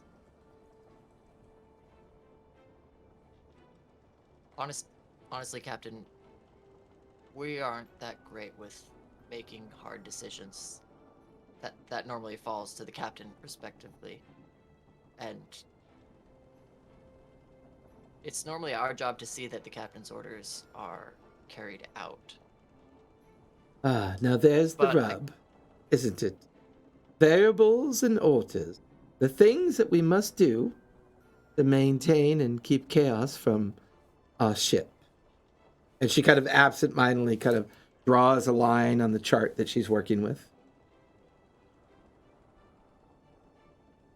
Can't presume to advise you as far as what you should do on your ship. We can only speak to, in this particular instance, Medi and her character. We've been with her a long time, and we trust her. She seems a say it bit of like- a fatalist, though, yeah?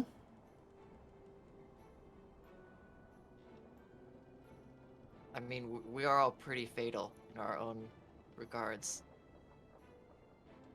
Oh, I could I've work seen with... crew members kill each other for much less on Yeah. other ships. Yes, but I can work with quirks and bad behavior, but how do we deal with someone that seems very intent on recognizing what she is and seeming to be quite okay with us disposing of her? Which, that is no easy feat. I know what she is. I even know what she probably was at one point. But Captain, as with all due respect, as bothered and troubled as the situation is for you right now, Medi's had to deal with this and these situations many times in her lifetime. So ask yourself if it was something that you struggled to control about yourself that continually caused people harm and you were a good person. wouldn't you be of a similar mindset? Well, these are good points. I don't know. I believe he is a very capable person. Would you describe her as someone who is capable of surviving, handling herself well in a pinch?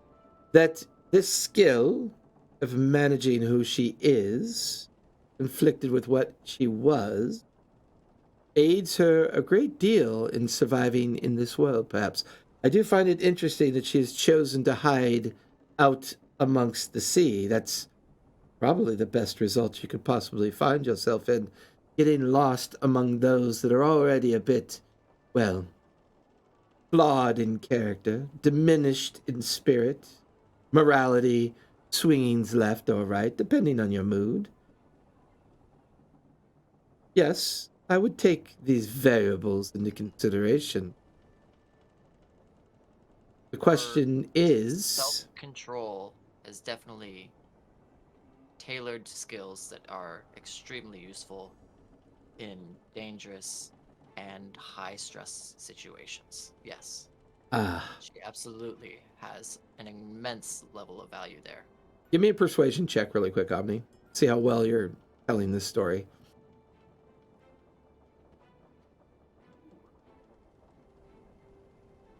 It's like, oh right, I'm the charismatic one. One of the charismatic ones. We have a few in the group. So 26. I rolled an 18. So, I'm going to share some information with you, Omni, because, well, I'm in a bit of a bind. I'm out of time. I must get this flag to Thorvald. And there was another item that I was hoping that you and your friends would find. I'm sure Gatharn's already mentioned it to you. He is currently checking the items that you had recovered from Copper Joe's tomb. But there is going through that. There's a small metal and wooden box that should be containing a compass.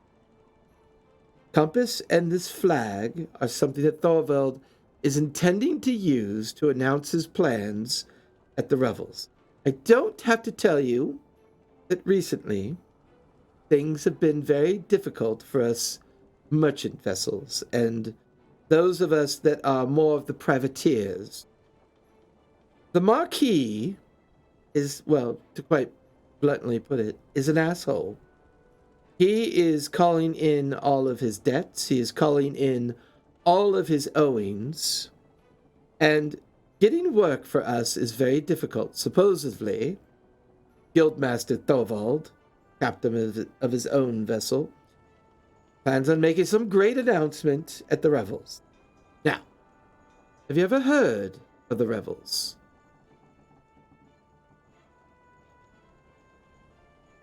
All seafaring folk. See, you are learning quickly. We're not quite pirates. Privateers, mate. Privateers. All seafaring folk Yes. know of the Revels. Well, once a year we gather. We celebrate and we hand out the juiciest contracts to those that show loyalty and faith to the leadership. Well, things have been going poorly this year.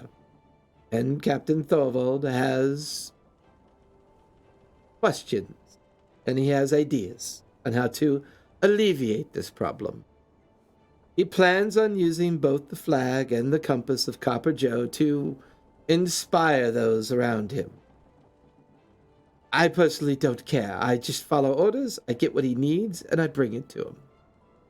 What his intended purpose of these items are? Look, if you're dumb enough to rally to a cause because of a cool flag and a compass, so be it. Not my thing.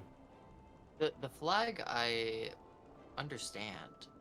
I mean, just legendary, almost on the edge of mythical. What does the compass do? I have no idea.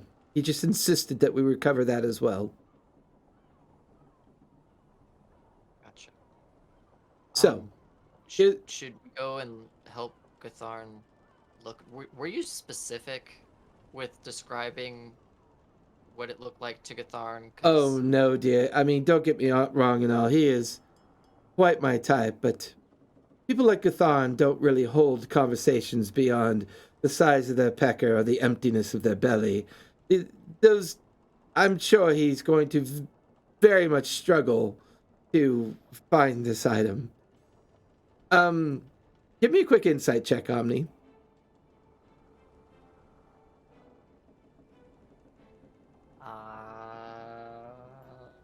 Oh, it's not as bad as I thought.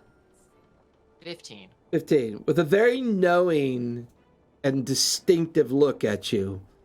I leave the obvious things to the more intelligent individual, yeah? Kind of leans in your direction.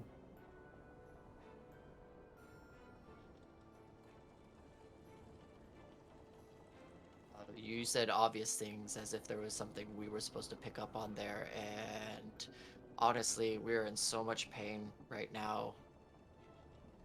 We have no more magic, and we cannot even focus. You watch as she jumps off the navigational table. She kind of wanders over to a small wooden chest. She opens it, rummages it around. She pulls out a small metal tin. She walks over to you and goes, well, let me see. What hurts? I was told that there are a lot of internal injuries, but cuts here, here, here, here, here. I think that was a T-Rex. Nope, they slammed me into the rock. It was a lot. The island. As you kind of lift up your shirt, she looks and sees the fractured, kind of strange curvature of the ribs and the bruise and she just opens up the tin and she takes out this gooey goop and just puts it on there. And at first, all your breath leaves your body. It's just the pain.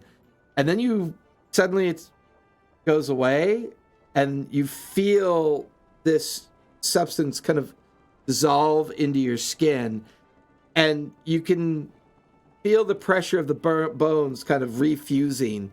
You can feel your cuts beginning to kind of dissipate, dissolve, like replaced with fresh pink skin.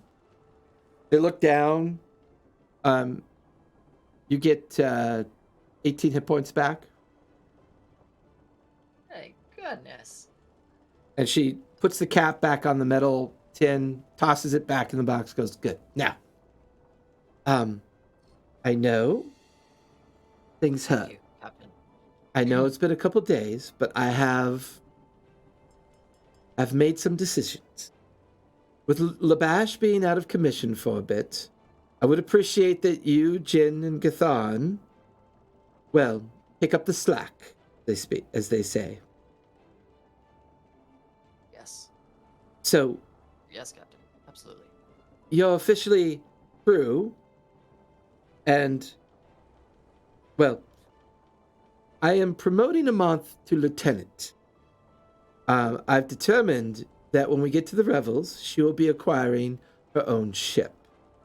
You've shown yourself to be quite capable, so you'll be first mate for now. Once we get to the Revels, we will decide things once we get there. Jin and Gatharn, well, they're your officers. You're free to do with them as you wish.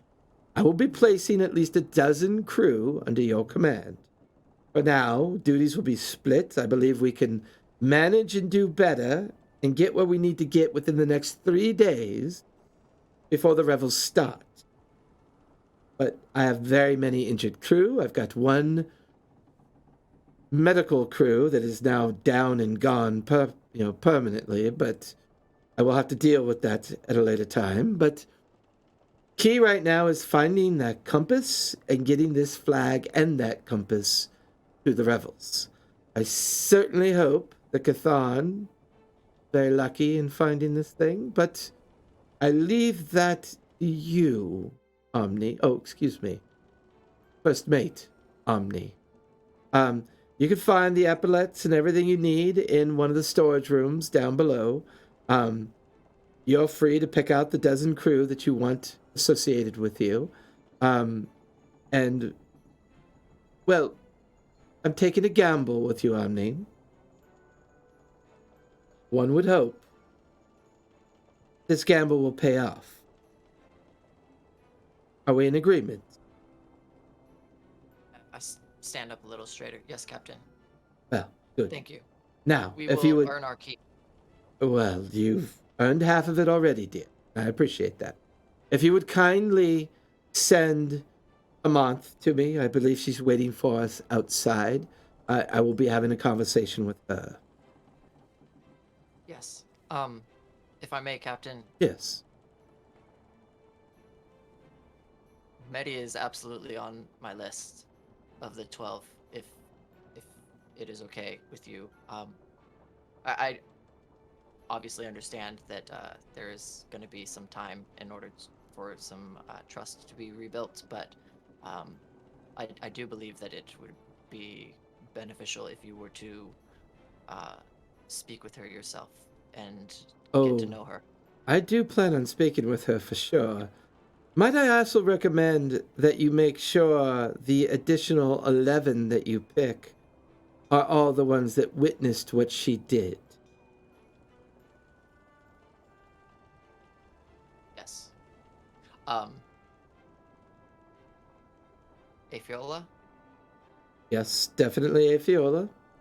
And the other Yes. 10 that were down below, minus Simon. I will get That that character, also Labash, because he was unconscious. Yes. I would not worry about Labash. You may appoint your own bosun. I will deal with him when he comes back to consciousness. Very good, Captain. Again, thank you. Yes, send in a month, please, on your way out. Back on out. Open the door. I'm assuming Amoth's right there, waiting. She's like leaning up against the wall. Well, what kind of mood is she in? Did she try to shoot you? No, actually, I think she's in a pretty good mood. Oh, Jesus, save us all. We're in so much trouble. I know. I You're think it might welcome. have had something to do with Gatharn, but I'm not sure. Oh, well, she does like them green, very lean, and I think he also fills the, how do they say, stupid part as well. I thought you were gonna say he met the height requirement, but never mind. Oh, well, that's very clever. That is very true. He was this tall to ride that ride. I don't know. They could have just been talking. I'm making Amonth, jokes. get your ass in here, please. Fuck. Good luck to you, too. Congratulations. You watch as We'll she just walk dips by. inside. As you begin to walk away, you hear Captain Rillian, congratulations, Amonth. You have been promoted. You hear Amonth, oh, fuck. And then the door kind of clicks shut. So, Amonth is an officer after my own heart. yes, he is quite the interesting female Triton. So, with that, while the rest of you are busy with your now late afternoon to evening activities, Jin, you wake up after your long rest, so you currently have the effects of a long rest. Afiola, you can wake up from your predetermined rest at any point that you would like to. Gatharn, let's resolve all the items and everything that you've been sorting through for the better part of the last hour or so. So read me your list. Remind me what I gave you so I can pull up the right tab. So far, what we have is Claudia, my hammer, a rapier, a short sword, and a pistol of quality make. Jin currently has the rapier, so Correct. that all that's left in the loot pile is a short sword and a pistol. And a crap ton of gems and coin. And anything bread box like size was also thrown in there, and coins. So I will say during that period of time, you've organized the weapons. All the weapons are finely crafted. They're obviously magical in nature. If you choose to have them identified in any way, that's up to you. But the way that they're crafted, you clearly get the vibe that they're probably magical. Yeah, as soon as I find someone that can identify them, I will. You find at least 14 pieces of jewelry.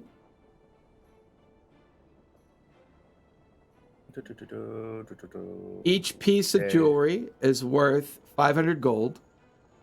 So this is what I'm doing. I'm divvying it up 4 ways. Okay. Since Cookie was killed, it would have been 5. Okay. So with the jewelry, that would be 12 pieces.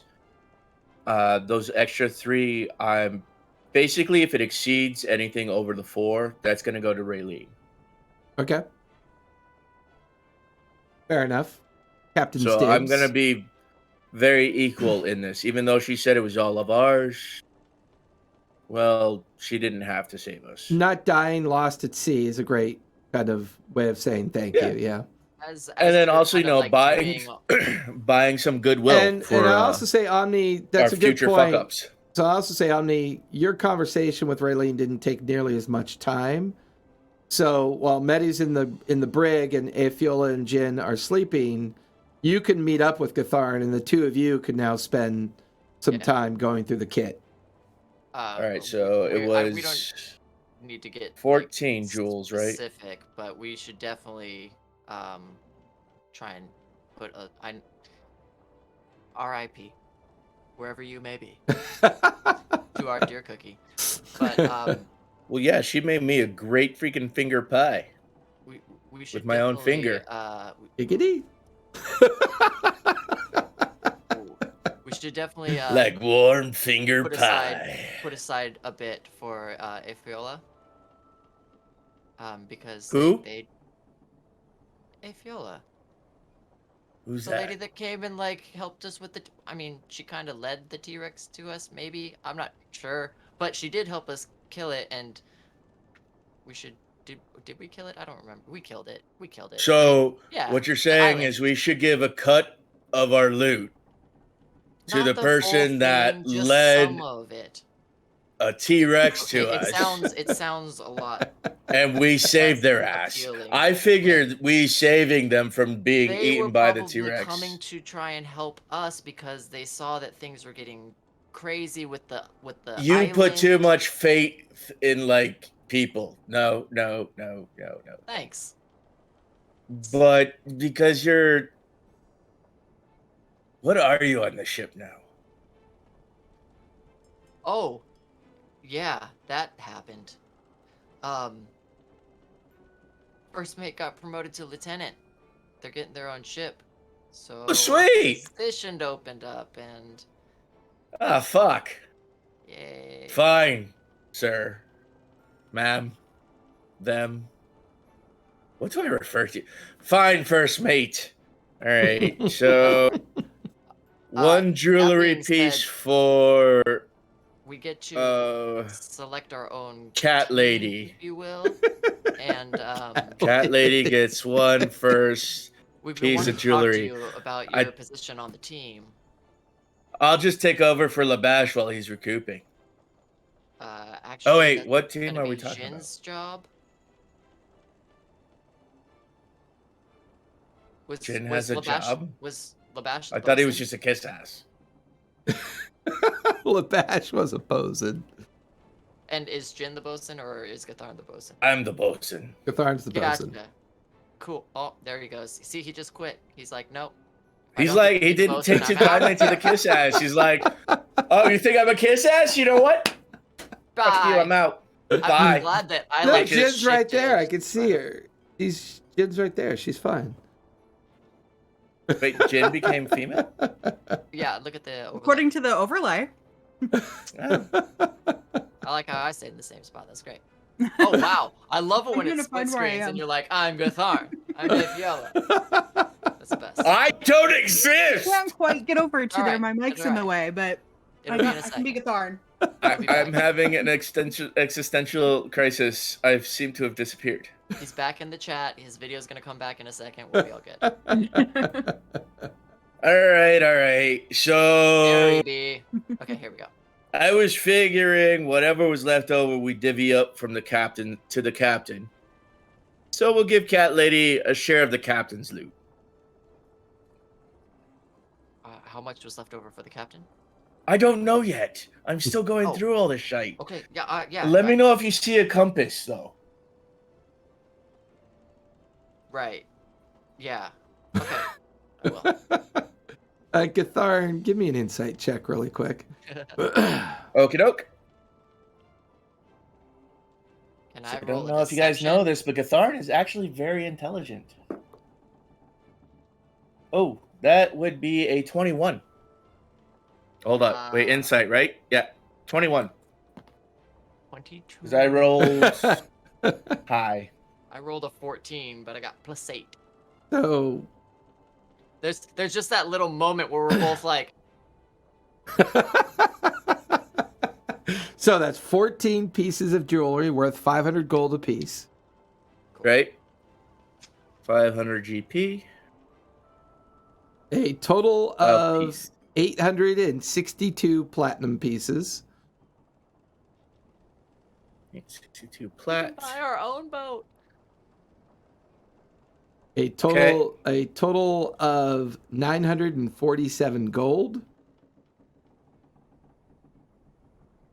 Okay. Have such a magnanimous and generous DM. I just roll. You're lucky that Catharn found that. I mean, you guys could have walked. There's a reason my last name's Look Spell. If you knew I'm a lucky everything that fucker. was in that room, you'd chip bricks. But anyways, 972 pieces of silver. How much Electrum? Hey, you know what? Just because I'm this old, I refuse to use Electrum. I refuse. Hey, Because it I'm- was in advanced D&D, I remember. It's like the halfway point between gold and silver. You find a small bag with 12 diamonds in it. Each diamond is worth 100 gold. All right, 12 diamonds. That would be great if we ever get a cleric. You find 100 another GP. small bag with 12 rubies in it, each worth 200 gold.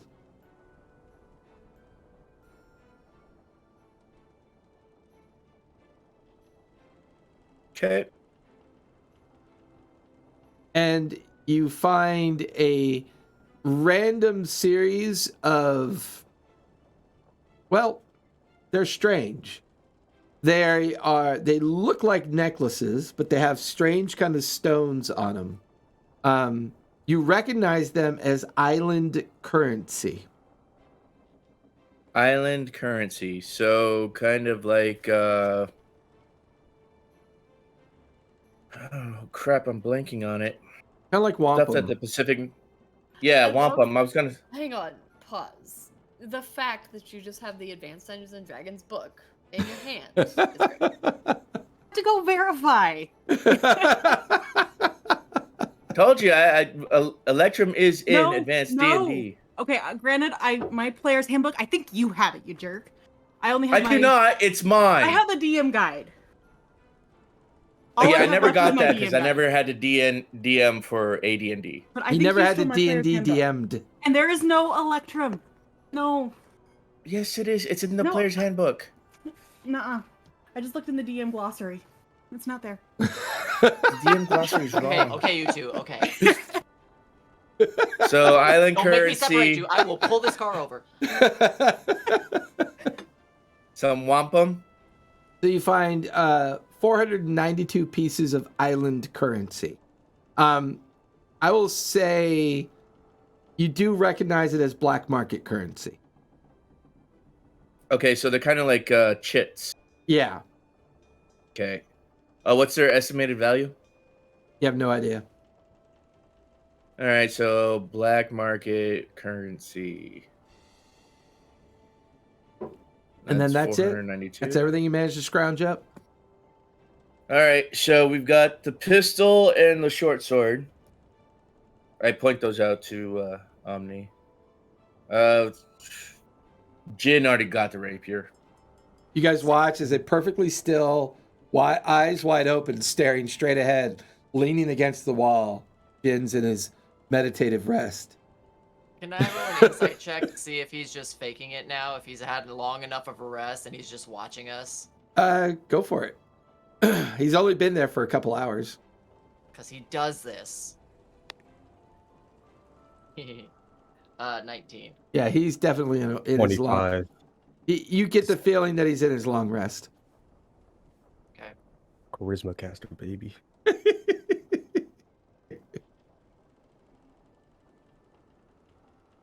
So with that, Um, the loot is sorted. what does Medi fight with besides her fangs? A rapier. Besides her unquenchable thirst to drink your blood. Besides my bloodiest rapier. Her womanly wiles. We all decided to go with Dexy characters, so we're all rapier lovers here. So Jin already took that, but I am an commanding officer now. But Mandy's I'm also nuts. not a dick, so Jin can keep the rapier. I can use a short sword, and that is something that it does less damage, but I got some spells and stuff, so I'll check out the short sword, and try to. Is it if you don't have the identify spell, you can spend like 30 minutes or an hour or something with something, or 10 minutes? I don't know what that rule is. To figure out what it is, like not attuned to it, but like meditate or something. Yeah, Meditate. there is a rule out there that if you spend like a short rest period with an item, that you could supposedly figure it out. I'm not a fan of that rule. Okay. Getting it more traditionally identified, either through School of Magic or someone who can identify it for you, is a more typical way of getting it better understood. Yeah. All right. Well, then I will go ahead and take the short sword. And Gatharn, do you have any desire to with the pistol? Yeah. Why do I Wanna need try a it? pistol? No. Oh, I don't know if you wanted to shoot something from far away and you're not. Why would I want to kill something from far away? I want to be up close and personal. Fair point. We'll put it in our belt. If Yola wants a pistol, okay, we'll get to that when I see you in a minute. That could be part of this. Could be part of Afiola's loot if she wants it. Hey, Initiative League, thanks for the raid. Glad to have you. So, with this, the loot has been sorted, and time is now passed. Jin and Afiola, take your rest as much as you'd like to take your rest. You guys essentially have 3 days at this point. So over the next 3 days, you're free to do whatever you'd like to do and get accomplished. As according to what Captain Raylene has told you, Omni, you're on your way to the Revels. And this has been the main focus. The majority of the crew that is not under your command is, for the most part, doing damage control, trying to manage and do repairs and get things as organized as best possible. The main mast was damaged, sails were damaged, and many different things have to be repaired due to the damage that was suffered by the volcanic eruption. But you have a crew to organize. You have a decent amount of wealth to consider. Medi is still in the hold for the entirety of this 3 days. We periodically go and check on her throughout the days. Fair enough. I make sure she's well fed. Give me a You persuade. need to stop going up to Medi and asking about sexy time. Like, this is not. I will Medi's say, true. You fight with Medi. We don't sex with Medi. That's just wrong. But real quick, as far as jewelry goes, 3 pieces of jewelry, 500 gold pieces a piece, 215 platinum pieces a piece, 230. Slow down, big boy. I mean, That's what was just give us happening. time to enjoy when you're divvy. saying these things to us. Yeah, I was divvying Say up. it slow, nice and slow. Stay just slow. like- All stay right. slow. So each of us has got 3 pieces of jewelry. Slow down. Oh yeah, go in your deep voice. Yeah. We've got 215 pieces of platinum. There you go, Daddy. 230 pieces of gold. Uh-huh.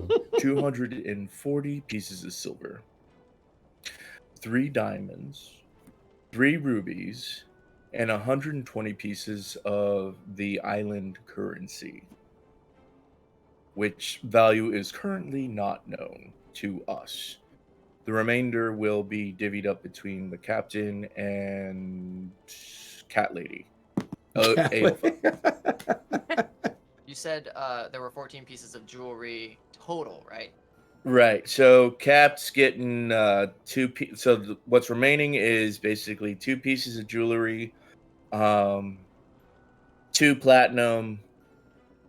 It's I think 7 gold, How many rubies do 12 we have? silver, 4?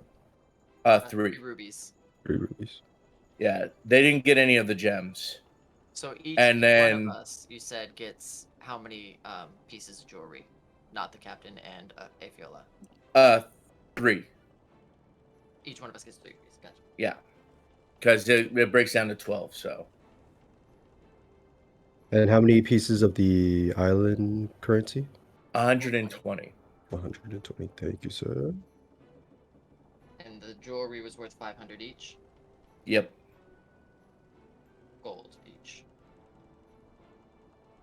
Cool. And the remainder was the total split between the captain and I, right? So I half it. Yep. So you would have a piece of jewelry and A platinum and platinum. 3 gold. I'm assuming the captain gets more. And 6 silver. Yeah. And I Um, think 10 pieces left of the black market currency. I have this thing with certain numbers, so I'm gonna go ahead and give 5 platinum to Afiola, as well as the pistol. In a random moment during these passing days, Thank you. and that would also be the time that the captain has promoted us to first mate, and we are tasked with putting together our own group. I'll be right that, back. We're gonna be doing That's a lot of stuff beer I with in the drink. future. We're not great at this yet. We're still working on it, but we would be honored if you would be part of our team. Of course. One captain's no different than the other. I will join your team. Definitely not a captain, but yes, you showed immense skill, and there's a phrase from where I'm from, chutzpah. Chutzpah. I am honored to join your team, first mate. It'll be good to have you watching our backs. Thank you. During this time period, if anyone attempts to give any blood to Medi, they'll be refused. Omni, Jin, go ahead and give me insight checks.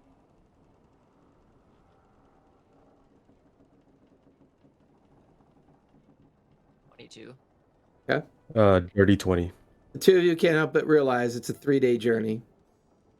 Not all that Starving herself. dissimilar from the 3 days she nearly went without sustenance. Whether intentional or not, it does seem suspicious. You're free to give her food if she chooses to eat food. That's up to her. But no one is allowed to give her a blood feed. Captain's orders. Captain's orders. Can we attempt to attune to items we have not identified, or? You over a 3-day period, you certainly can try. All right, so that first night that I wake up, I will attempt to attune to the rapier. Okay. You could just ask somebody if they can identify it. I actually asked Captain Raylene because I saw she put up like the bubble thingy. She know magic. So for you, Jin, on one of your casual days, you spend a great deal of time with the rapier, and you find a reference to an invocation called Silence. And as you press in on the pommel gem, it seems to create an arcane flash up the rapier handle and into the blade. And there's a thin bit of energy kind of coalescing out through the blade. And as you begin to wield it, you feel that it's a lot lighter than you expected. It seems to handle quite nicely. It's well balanced. You get the feeling that if you were to wield it in combat, you'd have advantage on your attacks. And you also begin to realize that if anyone were to be struck by it, they would take 1d6 lightning.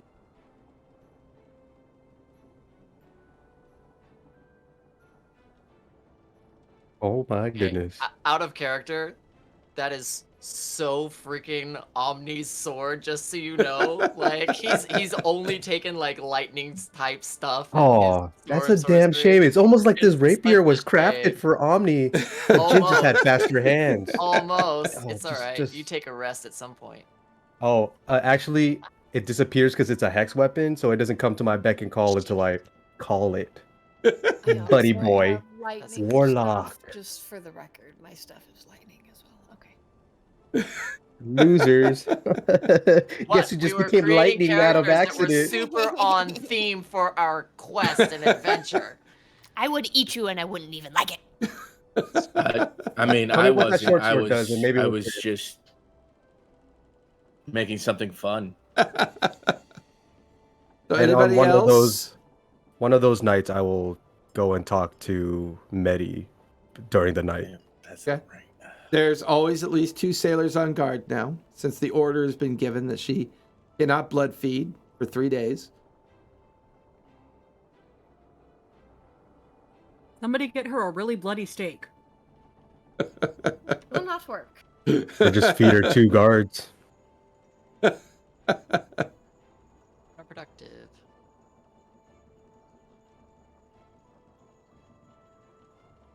Like I said, I went to Raylene. Okay. Oh, I thought Uh, Jin was gonna talk to her right then. I was like, did he get muted or something? Sorry. No, he's lost in contemplative thought. Gotcha. and basically ask her if she can identify it. The hammer? Yeah. Had it revealed anything to you at all during your use of it? Yeah, when I hit something, it did 2d8 lightning damage. Yeah, when I hit the T-Rex with it, it did an additional 2d8 lightning damage. Well, dear, you seem to have acquired a hammer called Swift Strike. It has Her name's Claudia.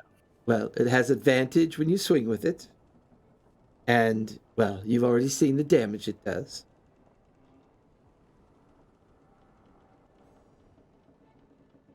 To advantage on attack Standing rolls. Behind Gatharn in a queue.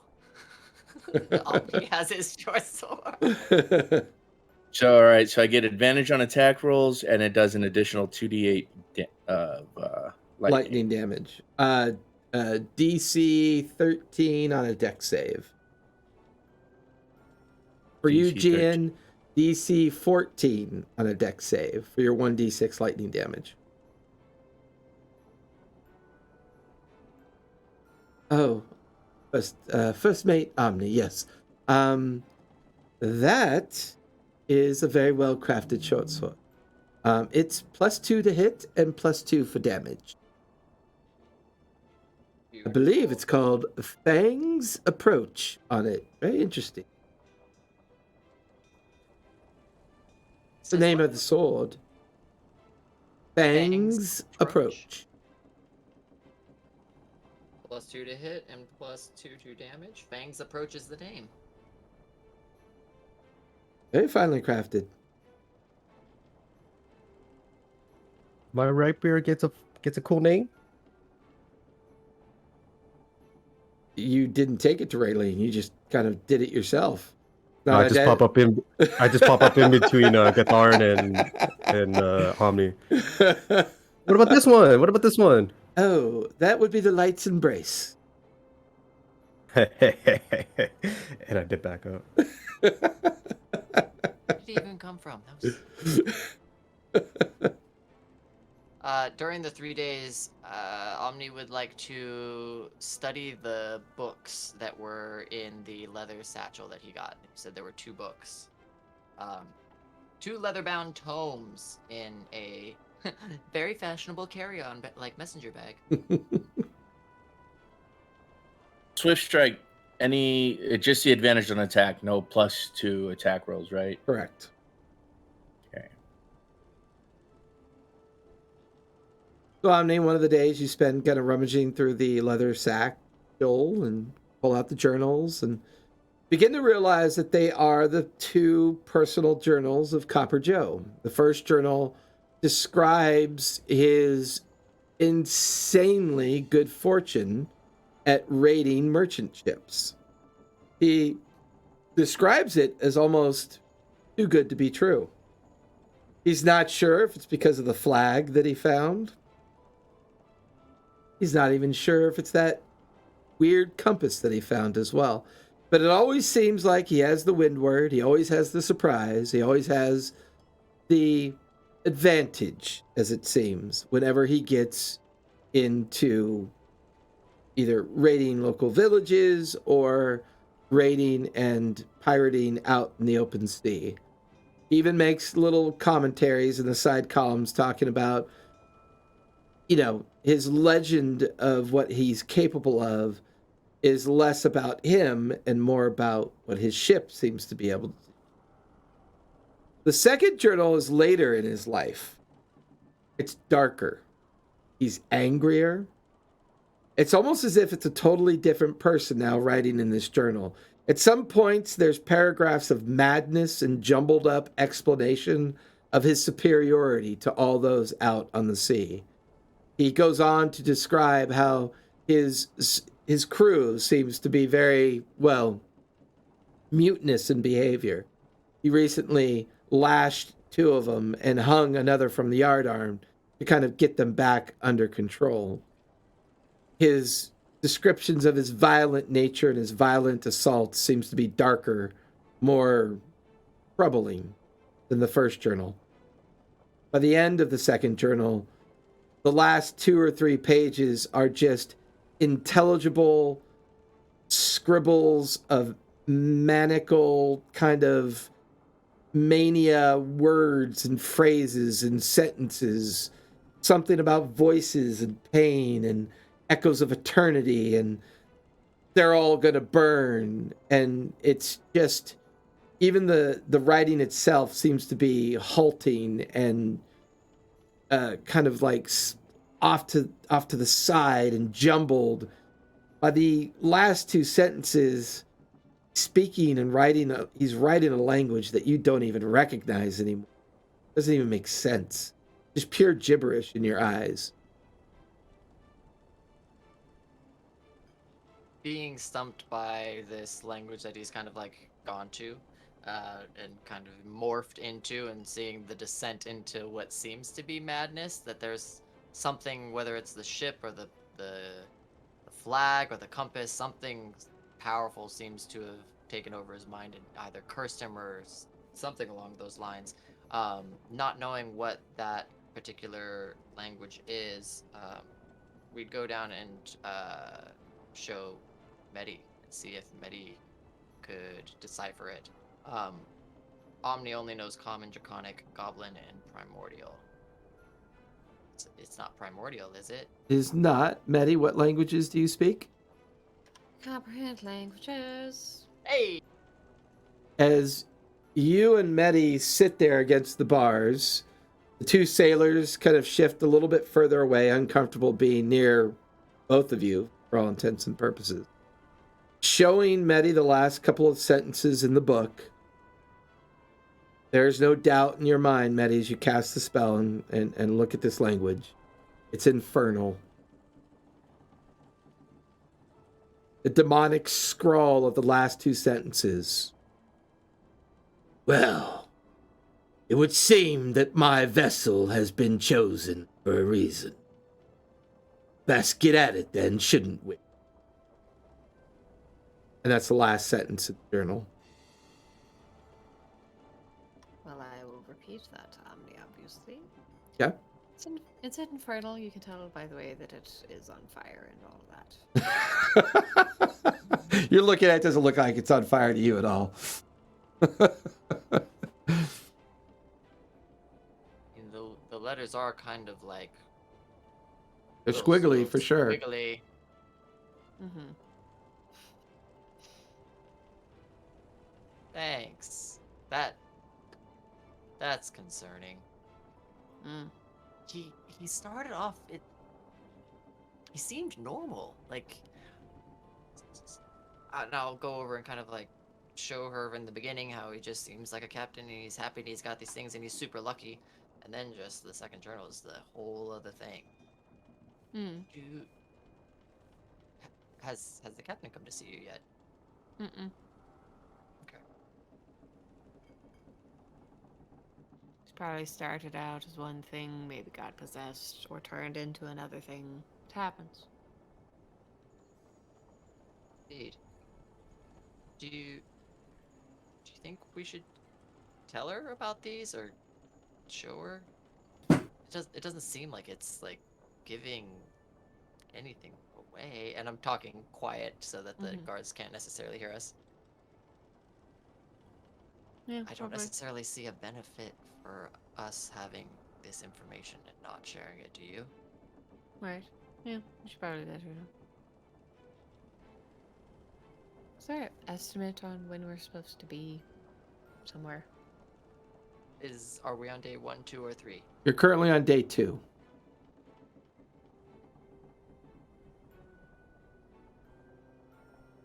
Not sure.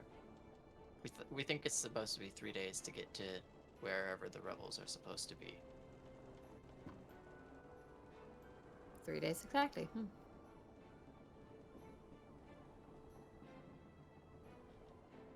You'll hold out. Historically, not true. Things change. How? It's the only constant in life. Everything is always changing. Hmm.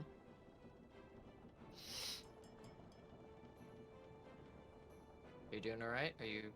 Well, that's... Alright, I think is relative.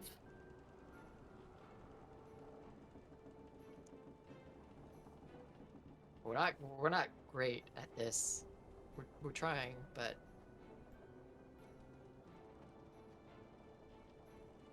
you're gonna be fine.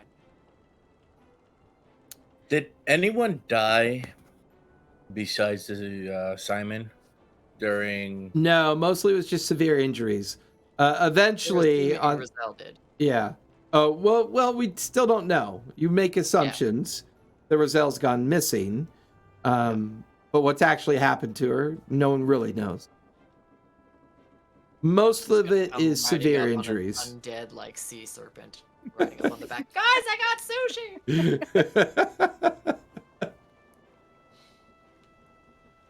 Probably be doing a little better if I wasn't fucking starving. Yelling out to the guards. They move a little further back from the cage.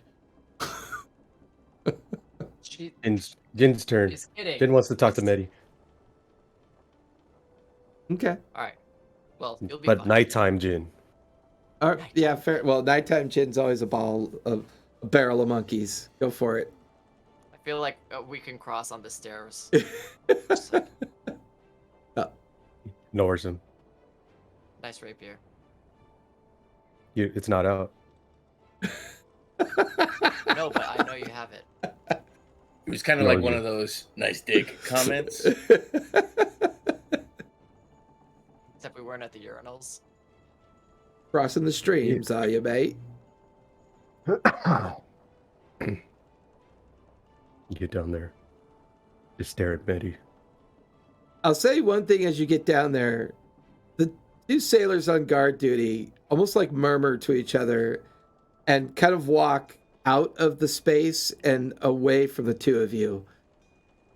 The two of you combined in this small space seems to have a kind of very impressionable effect on these two guards. And they're still there, but they're giving you the space for the most part.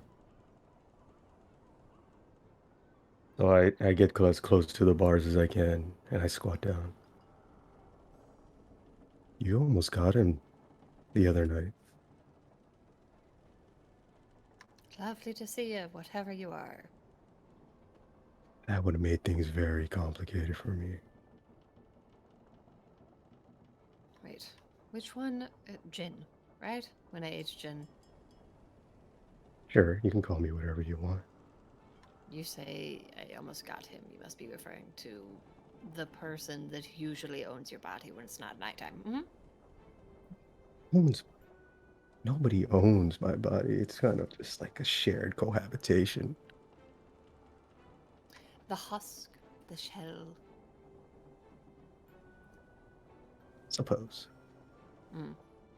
You want to get out of there? If I wanted to get out here, I could. Easy. I'm sure. Or are you just a little bit hungry? I'm just gonna try to like slip the bonds. Yeah, give me a deck save. Okay. Yes, is the answer. I'll give you the number. Unless these are very strong ropes, which is possible.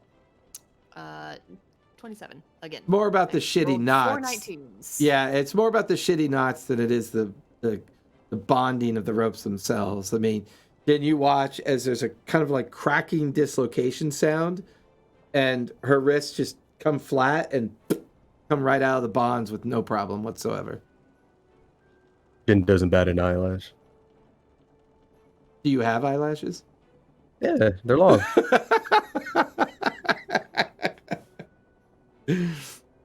Roll for eyelash. Natural 20.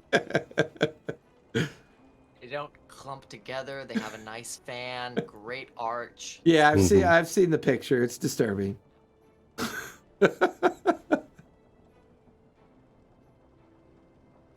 So yeah, pretty sure.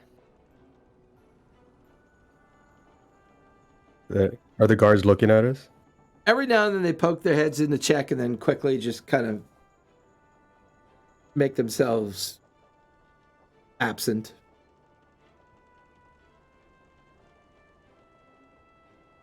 You keep interfering with Jin's plans. I'm gonna do you and myself. Certainly try. It'll be sweet.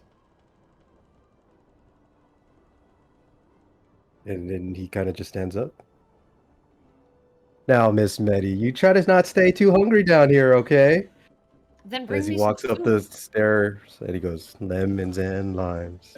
Lemons and limes. Two guards are thoroughly creeped out by you. Eventually they are Are they at the top of the stairs? No, they kind of sneak back in the minute you try to walk by. As they're coming in, I just clasp them on the cheeks. She's a wily one. Yeah, they can't help but notice your ice cold hands.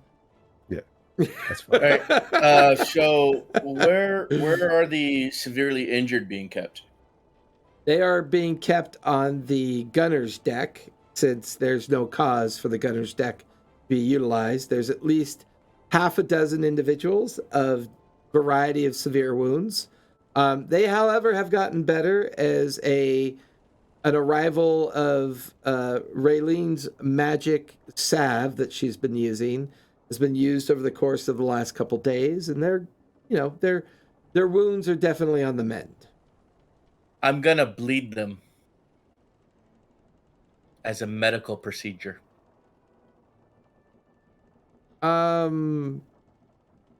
Mate, what are you doing? You've never bled one to make sure they don't have the fevers. This one feels so hot. You gotta let some of the humors out. I'm not really sure where you're from, but we don't do that here. Then how do you get the fevers down?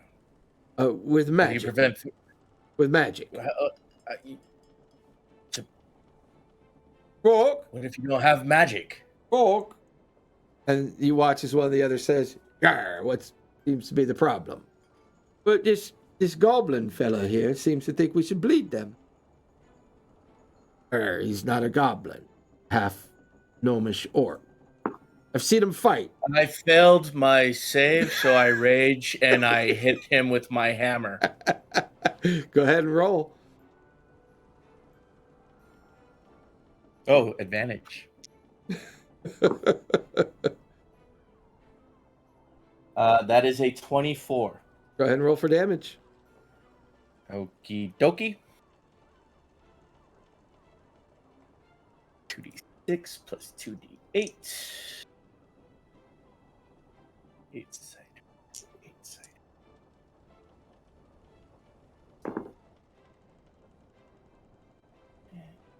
15. 23. The hammer quickly comes off your back. Schwack! Hits the guy across the jaw. You hear a snapping noise. Teeth come flying out of his jaw. The individual known as Rourke just stands there and leans back away from the strike as the unconscious sailor collapses to the ground. Rourke goes, "Arr, easy does it, Tiger." Not a goblin. Yeah, I tried to point Oh, that. wait. I also rage, so D12. Oh, shit. 11. That one You went was a past fire it. burst. Yes, that's a bad one. That's 5d6 fire damage in a 60-foot radius. Which is pretty much the entire gunner's deck. Please tell me that the ammunition and the powder is not actually stacked on that deck. We'll have to find out here in a second. It's a gunner's deck. Oh, there goes the severely injured, I guess. You said 5d6, so that's 1, 2, 3, 4, 5,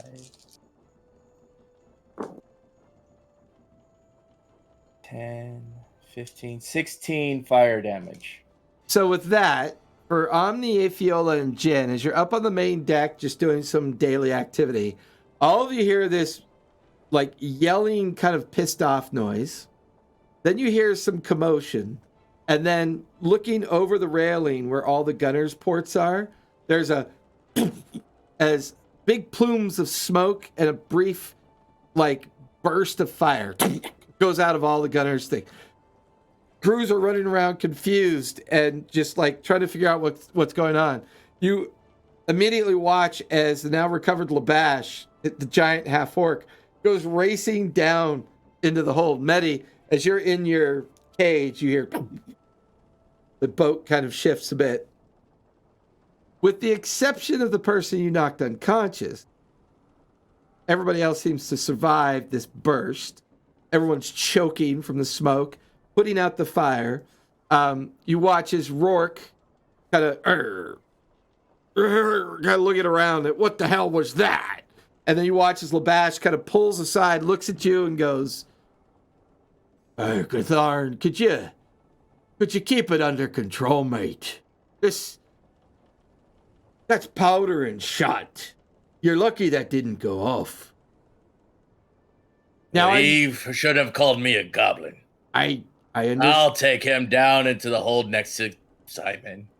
Yeah, you go to grab him, and like he comes apart in two pieces. Like his lower half is crispier than his upper half, and it's like fused to part of the floorboards. And you're like, and you're now carrying and marching down into the lower hold with the upper torso of the person that called you a goblin. There's a little bit of snickering and a little bit of murmuring the whole time. Labash just shaking his head, going, "Ah, fuck. This is going to be I stopped by long..." Medi's cell. He's still kind of fresh. Hurry up. We ain't got much time. The two sailors look at you and kind of hold up their hands. "No, mate. Not allowed to." I don't think it works that What? way. He's already dead. Yeah, I think that's the problem. It's got to be fresh. I killed him like a minute ago. They seem very disconcerted, and as you kind of slump out of the ballast hold with this corpse in your hand, Captain Raylene is standing there, and you just watch as her hand goes, give me a wisdom save, please. with disadvantage. Natural 20 and a 15 plus 1, so 16. Your jaw goes slack, your eyes get a little droopy, and you just have this really cool smile on your face. And your best friend in the world is just telling you to go take a seat. In turn, you go take a seat. A heavy door clatters shut. You hear a metal pin and a lock. You hear a chain kind of rattle around a series of bars. Now you stay there until we get to where we're going. Keep your chin up. And you watch as Captain Raylene kind of turns and walks back out of the ballast hold. You're sitting inside of a cage. After a while, the spell fades. And you look over to see Medi on her side staring at you. You're disarmed, stark-ass naked, sitting in a cage. They didn't let me keep the corpse? No. So, on the Same third cage or day... adjacent cage? On the third day, all of you in your cells and in your hammocks or wherever you may be on the ship hear a brain horn sound. For those of you that are able to, you're free to come up on deck. Those of you that come up on deck, you see one of the most bizarre scenes that you've ever seen. A dragon shell about the size of a large island, seemingly just floating out there in the middle of the currents, surrounded by many, many docked ships to it. In the middle of this ancient dragon shell, you can see spirals of building. You can see almost as if an entire town or city has been built on the back of this abandoned dragon shell. It's floating way off in the horizon as Raylene's ship is getting closer and closer towards it. Get the feeling that you've made it to the Revels at this point. There's a lot of excitement on deck, a lot of preparation. At some point, you watch as on the back of a sauropod, a large dinosaur-like creature, but with fins and a long neck, you can see like a small, like wooden building built on the back of it. As this creature glides in, and a series of ropes are thrown up on the ship. Without even blinking an eye, the crew grabs the ropes, and the ship is now being towed into the direction. All the crew are on deck. All of you are up here with the exception of Medi, Gatharn, and the two guards down below. Captain Raylene kind of stands up on one of the large barrels in the middle of the ship. Well, ladies and gentlemen, it would seem that we have arrived at the Revels. Give me a moment, would you please? And she goes on to describe all the activities of the Revels and what you're allowed and what you're not allowed to do. A reminder of the privateer's code of conduct and, you know, the judiciary kind of process that is in place in case anyone gets out of line. Now, please prepare for dock. I'm going to have a conversation with someone down below. Omni, Jin, and Afiola, you watch as Captain Raylene begins to go down below. As she, all of you, for you, Gatharn and Medi, you hear the clank of the hold open up. The small goblin form begins to walk down. Raylene stands in front of your cell, Gatharn. Now, dear, I understand you don't like being called a goblin. I would recommend you get that shit under control. As it is, you will go in front of the Judiciary Council. Your fate will be decided by someone else. I will not decide it. Not my job. But killing and nearly destroying my ship puts you in a very precarious position. Now, you'll excuse me. She shifts her gaze away from you and over to Medi. And she looks at the guards. You may leave us. Two guards quickly, yes, Captain, and quickly leave out of the space. And then just like that, give me another wisdom save, Gatharn, with disadvantage, please.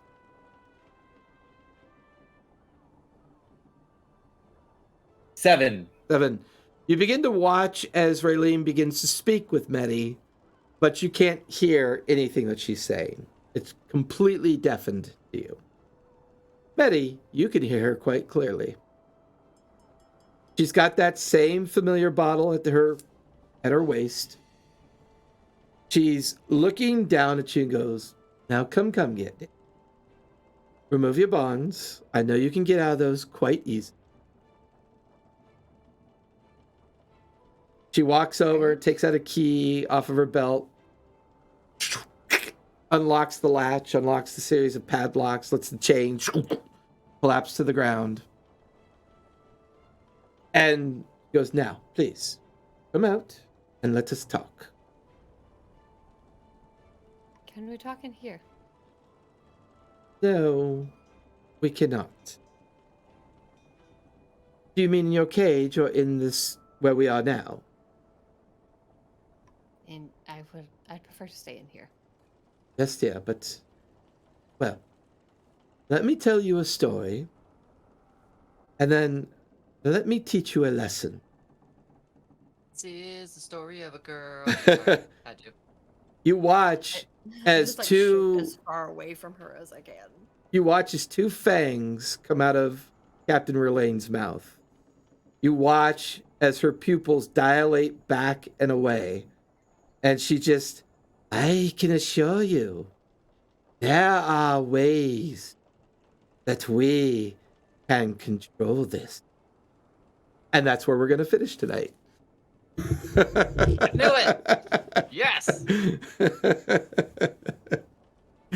Oh my god, my voice is Thought gone. maybe she just had dealings with. Thought maybe she had dealings with him in the past, but I was hoping that she was gonna be part Guess family. I gotta kill 2 of them now. Two hands, Oh. 2 sticks, baby. You just wait. We just wait. All right, everybody. Thanks for joining us. Thank you so much. Everything you need to know is about us in the abouts, all the abouts down below, all of our family of creators. Thanks for coming out tonight. Join our Discord. Come play some games. It's going to start getting pretty busy around here. We're adding 2 more games, live games in the studio. We got a one-shot coming up in here in a couple weeks.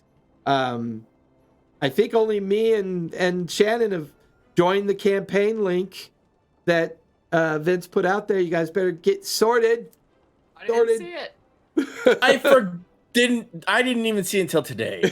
I didn't. Pinned, assholes. It's pinned. I didn't. To be fair, I still have to level her up, but I only have access to D&D Beyond on my phone, and it's really annoying to do it on the phone. Yeah, it is pretty annoying. So, And I still The only need way I do it. details.